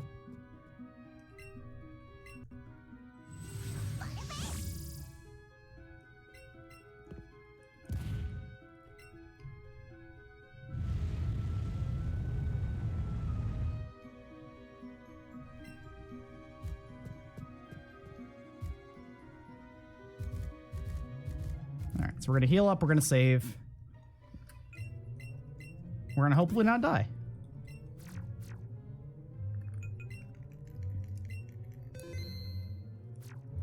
This is probably where my max revive is gonna end up getting used, if need be. But, you know, the longer I can hold on to it, the better. The unfortunate thing about, you know, accidents happening and Starmie going down on many of the rest of the fights is that I'm gonna be out X items that I can't replace, or I don't have extras.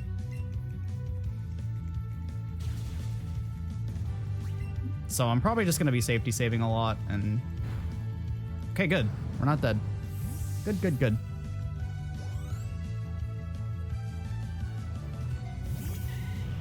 Thankfully, if you die on Kangaskhan, dealing with Venusaur is actually decently easy to back up. The Venusaur always goes for Solar Beam, so you always have 2 free turns to deal with it, and 2 Psychics just cleanly deals with it. So like, even if you miss the damage range, you can just revive Starmie and then switch back in, finish off Kangaskhan. two-shot the Venusaur. It's really slow, obviously, but it's better than closing the game and reopening it. That's the unfortunate thing about save reloads on Switch games is booting the game up again takes a long time, and it's something you want to avoid at all costs. But, you know, sometimes desperate times call for desperate measures. And if you're doing a no reset run like this, sometimes it's just something you have to suck up and deal with.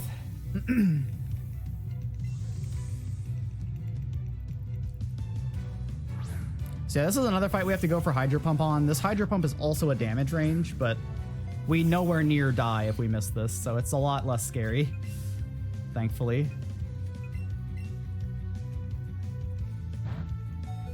Okay, well, since he crit me, we could die. Okay, it's fine. You just gotta hit everything. It's fine, totally fine.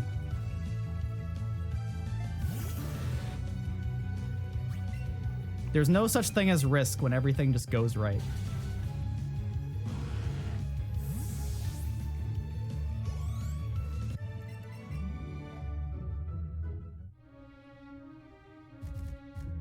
All right, so thankfully before we get any more fights, we get a free heal from Officer Jenny, who's just inexplicably down here.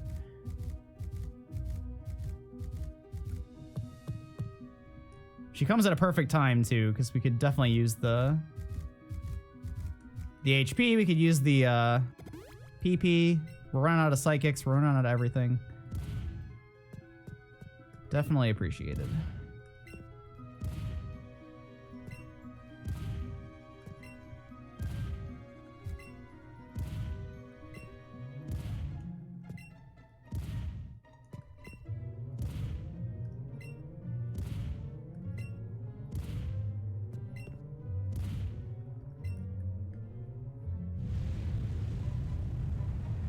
All right, so we have one more trainer skip we're gonna do.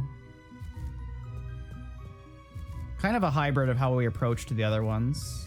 So we're gonna smush ourselves in the corner here to dismount Rapidash. And we're just gonna kind of nudge ourselves around here and voila. That trainer's really, really annoying if you hit her too. She's got 3 pokes. It's like Hitmonchan, Wigglytuff, and Dragonair, I think. It's a really, really slow fight if you hit her. And I've definitely lost runs to her before.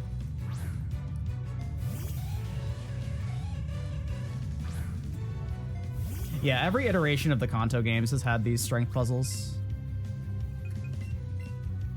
And they're basically the same in this game as they were in the original games as well. The only difference is that the strength boulders are huge.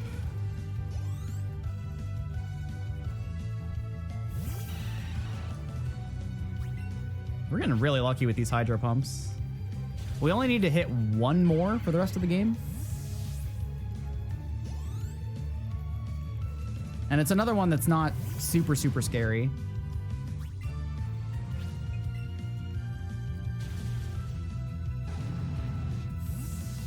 All right, so we have 1 more fight in here, and then all we have left is the Elite Four.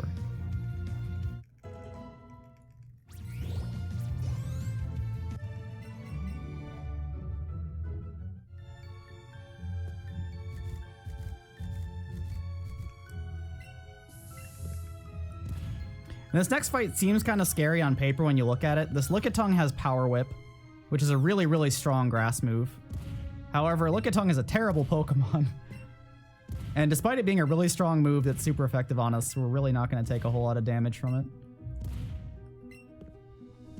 Yeah, unfortunately there's no Sevi Islands in this game, which is a little bit disappointing, but...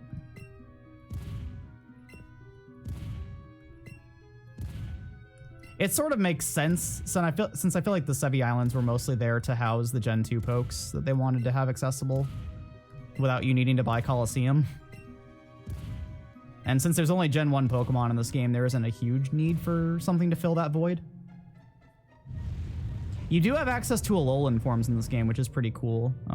There's NPCs in various Pokemon centers throughout the world that will just infinitely do one-for-one trades with you with...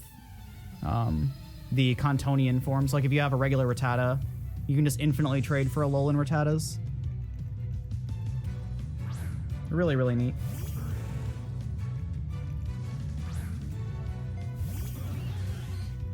an appreciated inclusion as well, since it's your only access to Pokemon that are actually dark type apart from Megas.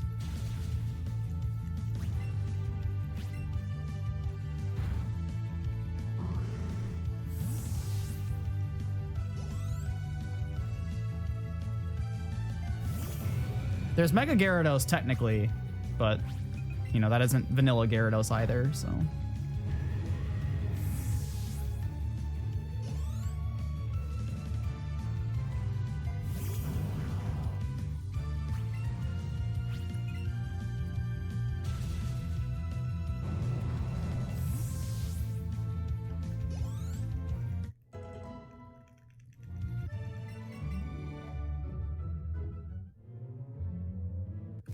Okay, 5 more fights to go. We are all done. All right, we're gonna grab this full restore. You can buy full restores, but really you only need the status healing part of it for one fight in one particular instance. So we're only gonna grab the one. The rest of our hyper potions will do just fine otherwise.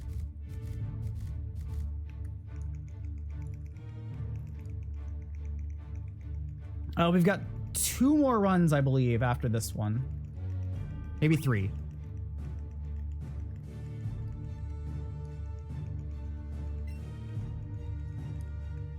Three more, okay. Couldn't remember if it was 2 or 3.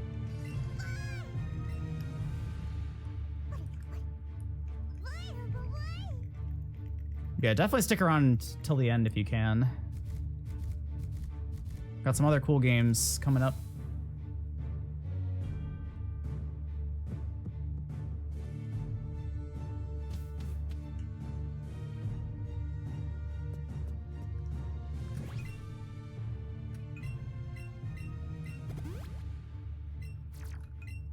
All right, so we're gonna put Rapidash away. We don't need any other pokes at this point. We don't want the extra experience text and level ups and stuff. And for the sake of safety, we'll save before all these fights, even though some of them there really isn't a way they can go wrong, but we might as well just seal the deal at this point.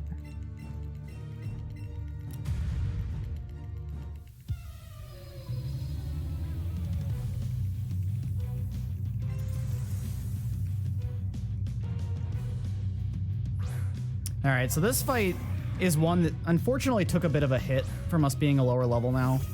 The Lapras is a damage range that's really not super pretty looking. And we also have to Hydro Pump her Jinx now. But largely this fight is pretty consistent still.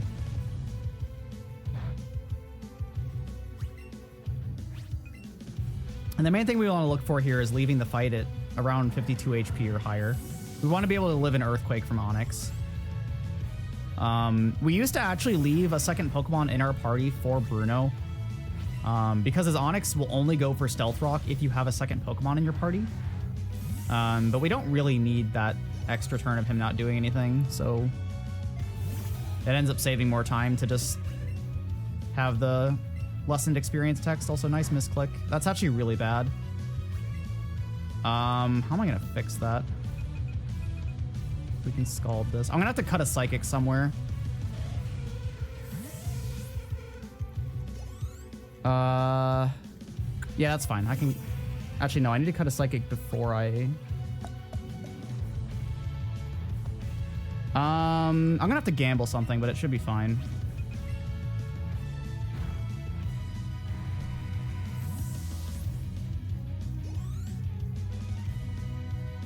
Yeah, we're fine. We're fine.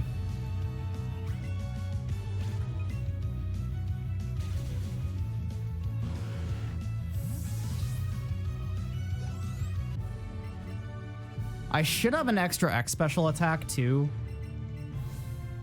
All right, I have a plan. We're fine. We're fine. So we're actually gonna top off again here, even though I said we only needed to have not that much HP.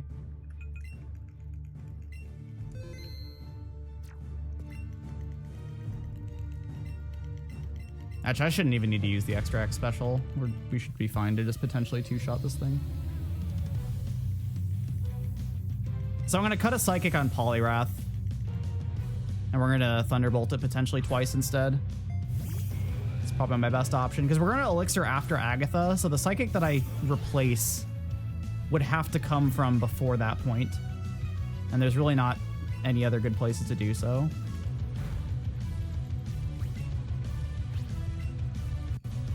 So we've got a bit of extra HP in case Poliwrath... There isn't really anything Poliwrath can do that overly threatens us. I just need to make sure I don't just mindlessly click Psychic for the rest of this fight, which I would otherwise do. I actually need to pay attention.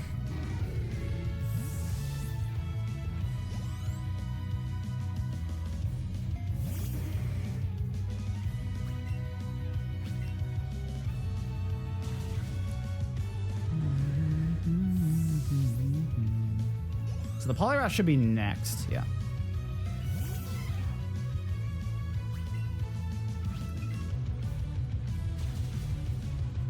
Dang. Alright, that's fine. That's total. We're gonna heal after this fight anyway, so. We lost a turn on this fight, boo-hoo.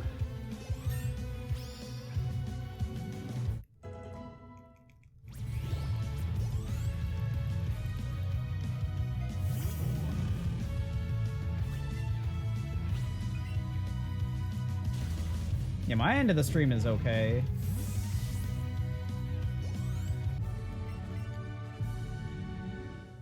Yeah, I don't know what's going on. Actually, we'll heal before.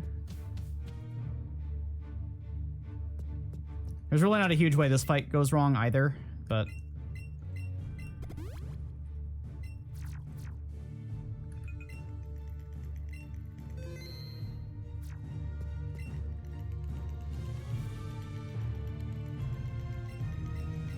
So this is the fight we need the full restore for. We're going to set up an X speed and an X special attack. Arbok is always going to do the same things the first two turns. It's going to glare and then it's going to crunch. Optimally, we have Starmie at the friendship level where it can break out on its own. So it can break out of the paralysis on its own on the second turn.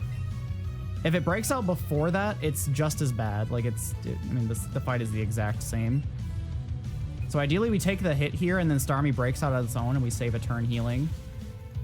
Unfortunately we did not, so we have to full restore here.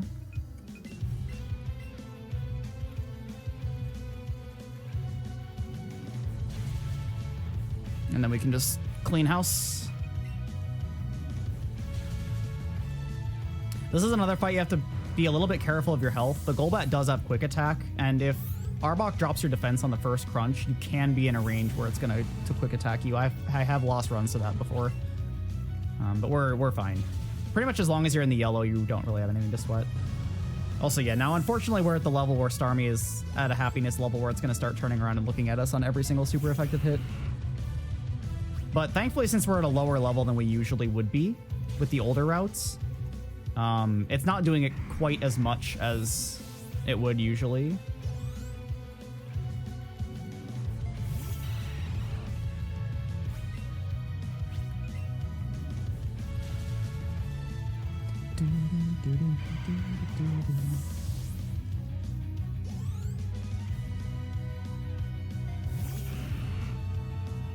Right, pretty much the only way most of these fights can go wrong is if you get crit, but given the crits I've already received, anything that can happen will.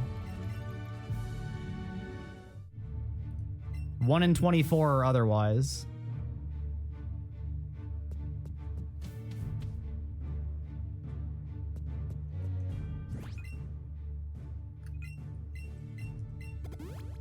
So we're gonna top off again.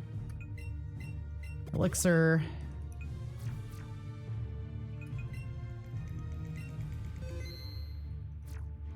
And here we go.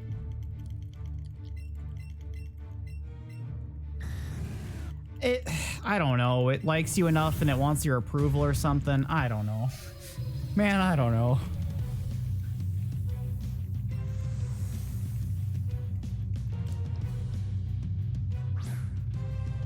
Just like, did I do a good job, Dad? Do you still love me?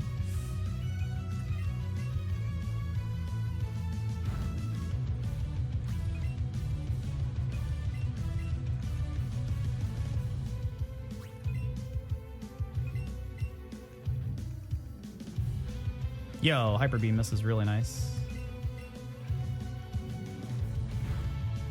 Pretty much any Lance fight where we don't have to heal is good. Because we have to do a lot of setup. And you can potentially have to heal if he doesn't miss anything, but the Hyper Beam miss is just super, super nice.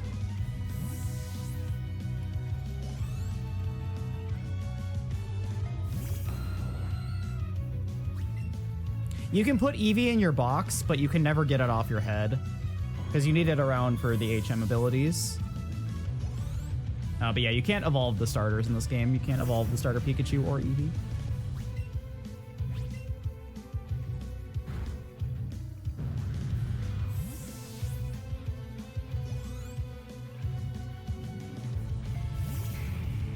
So this Dragonite can be a range at lower special attack. If you're absolute bare bottom, like lowest special attack you can be, it's a 75% range to one shot. But it should be guaranteed with our special attack, where the Starmie's pretty beefy.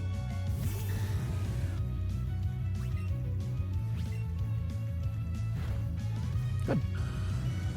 Good, good, good.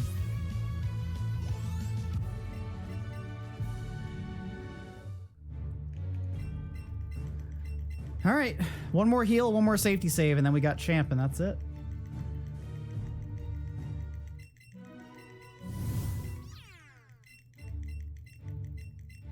This fight, again, mostly can't go wrong unless I get crit or misjudge a damage range.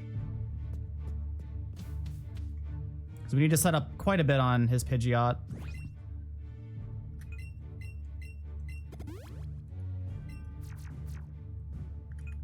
Oops. No, I don't want to open the Poké. There's the verification that I have 50 in case Koga's gym wasn't good enough for you.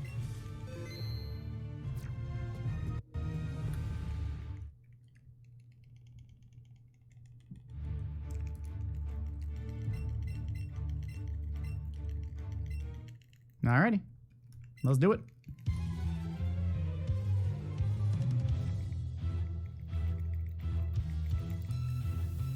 This is another fight that suffered a tiny, tiny bit from Starmie being a lower level now. If we were above a certain special attack threshold, I don't know why my brain wouldn't want to say the word special.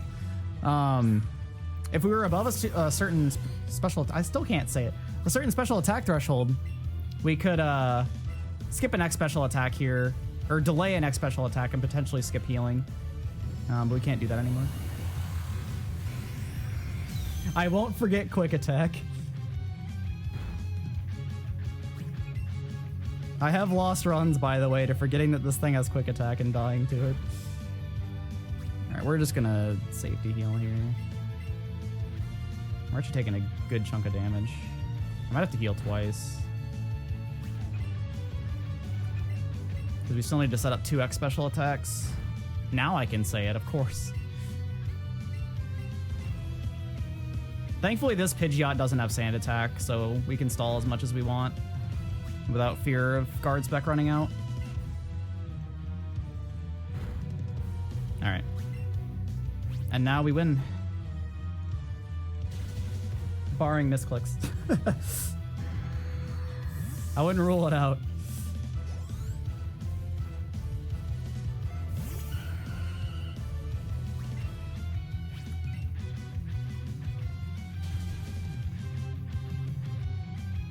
Starmie, stop looking at me. Your opponent's over there.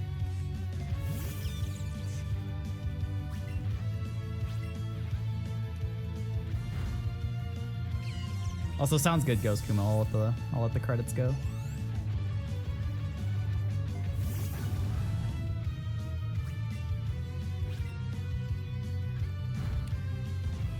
So time won't be immediately after this fight. We have to do the Hall of Fame sequence. There's basically going to be 2 little scenes where Starmie shows up, and then at the fade to black, after the second, is when time ends.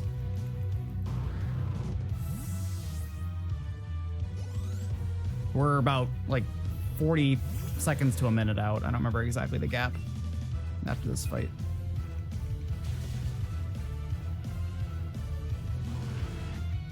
Yeah, there we go. Not quite sub 320, unfortunately, but still, honestly, a pretty good marathon run. I'm definitely happy with this. enough things went comedically wrong that it showcased how the game can treat you.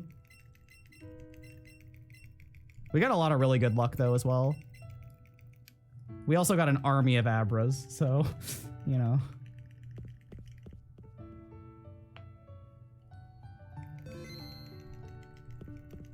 It's 50 owned in the decks to enter Koga's gym. 50 unique Pokemon owned.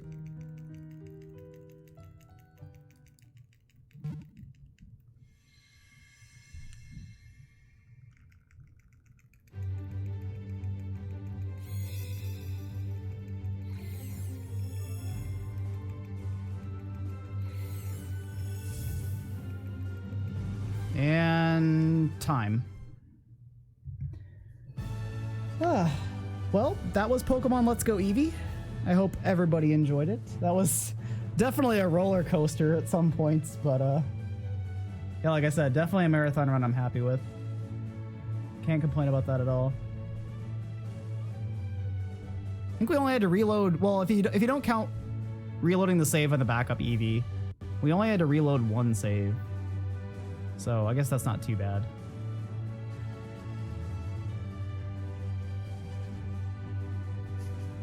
So what do we have up next?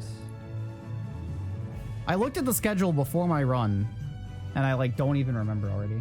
Oh yeah, East 1 Chronicles. So yeah, we have East 1 Chronicles, Gauntlet 4, and then Octopath Traveler to round out the marathon. So definitely stick around for the last 3 runs. There's some pretty quick ones. So definitely hang out with us until the end. Look, man, I tried. I tried.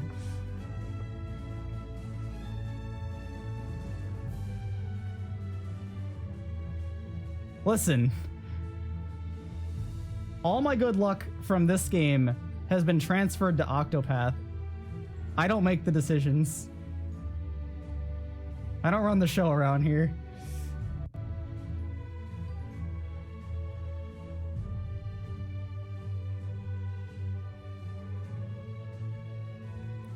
So yeah, hopefully we'll see in like a week if this game gets into RPG Limit Break, the full marathon.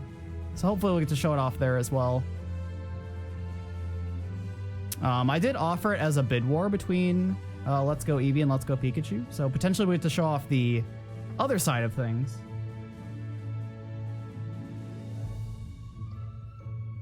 I can indeed get my times bopped. This game is a perfect indication of that.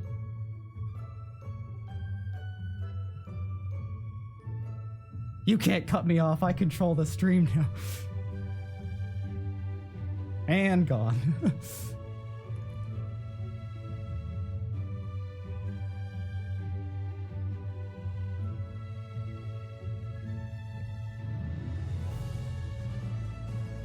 I'm like honestly like in hindsight upset that we didn't offer Cinco Bingo this year, because this would have been a good a good year to do it, but oh well. Dang. I can't wait until you lose because of those 3 extra inputs. Or I guess like 6 extra inputs technically. Well, no, it would be a lot more than that. What am I talking about? You use Pikachu for like the first 2/3 roughly instead of Eevee. So quite a bit of difference. There's only about a 2-3 minute gap between the two. Pikachu struggles with a lot more things than Eevee does, but it doesn't have that hard of a time, honestly.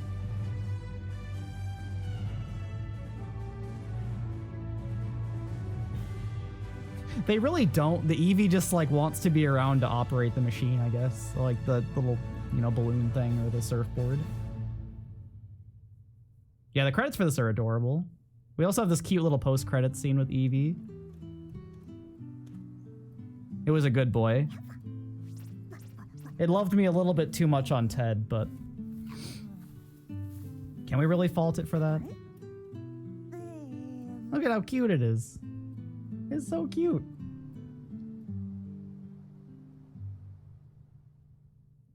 Depends if we have time. Do we have like another minute or two, Ghost Kuma, that we need to kill?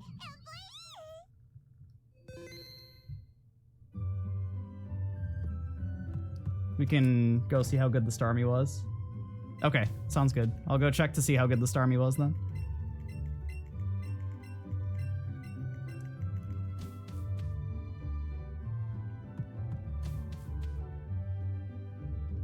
Gotta see how big, quite how big of a beast it was.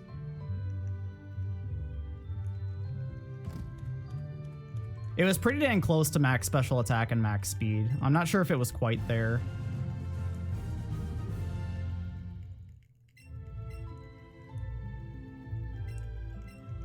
Since you brought that up, we'll do that too. I almost forgot about that.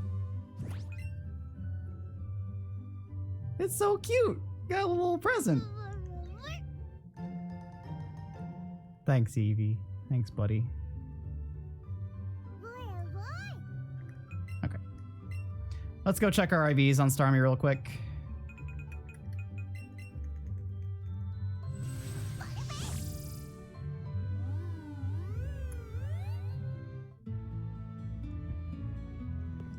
And as has become tradition, we'll ride there on Starmie because you can. It also makes a really weird whooshing noise that honestly makes me really uncomfortable, but...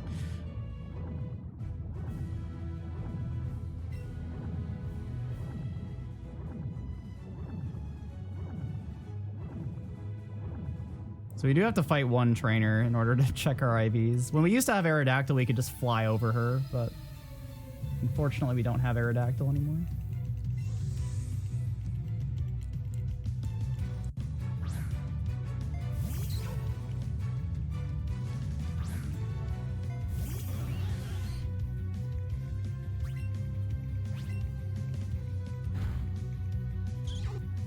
I'm sorry, Hungerbox. I'm sorry. Let's see if we can hit one more Hydro Pump for funsies. We did it! We did it! We even accidentally used extra Hydro Pumps and we didn't miss a single one. Heck yeah.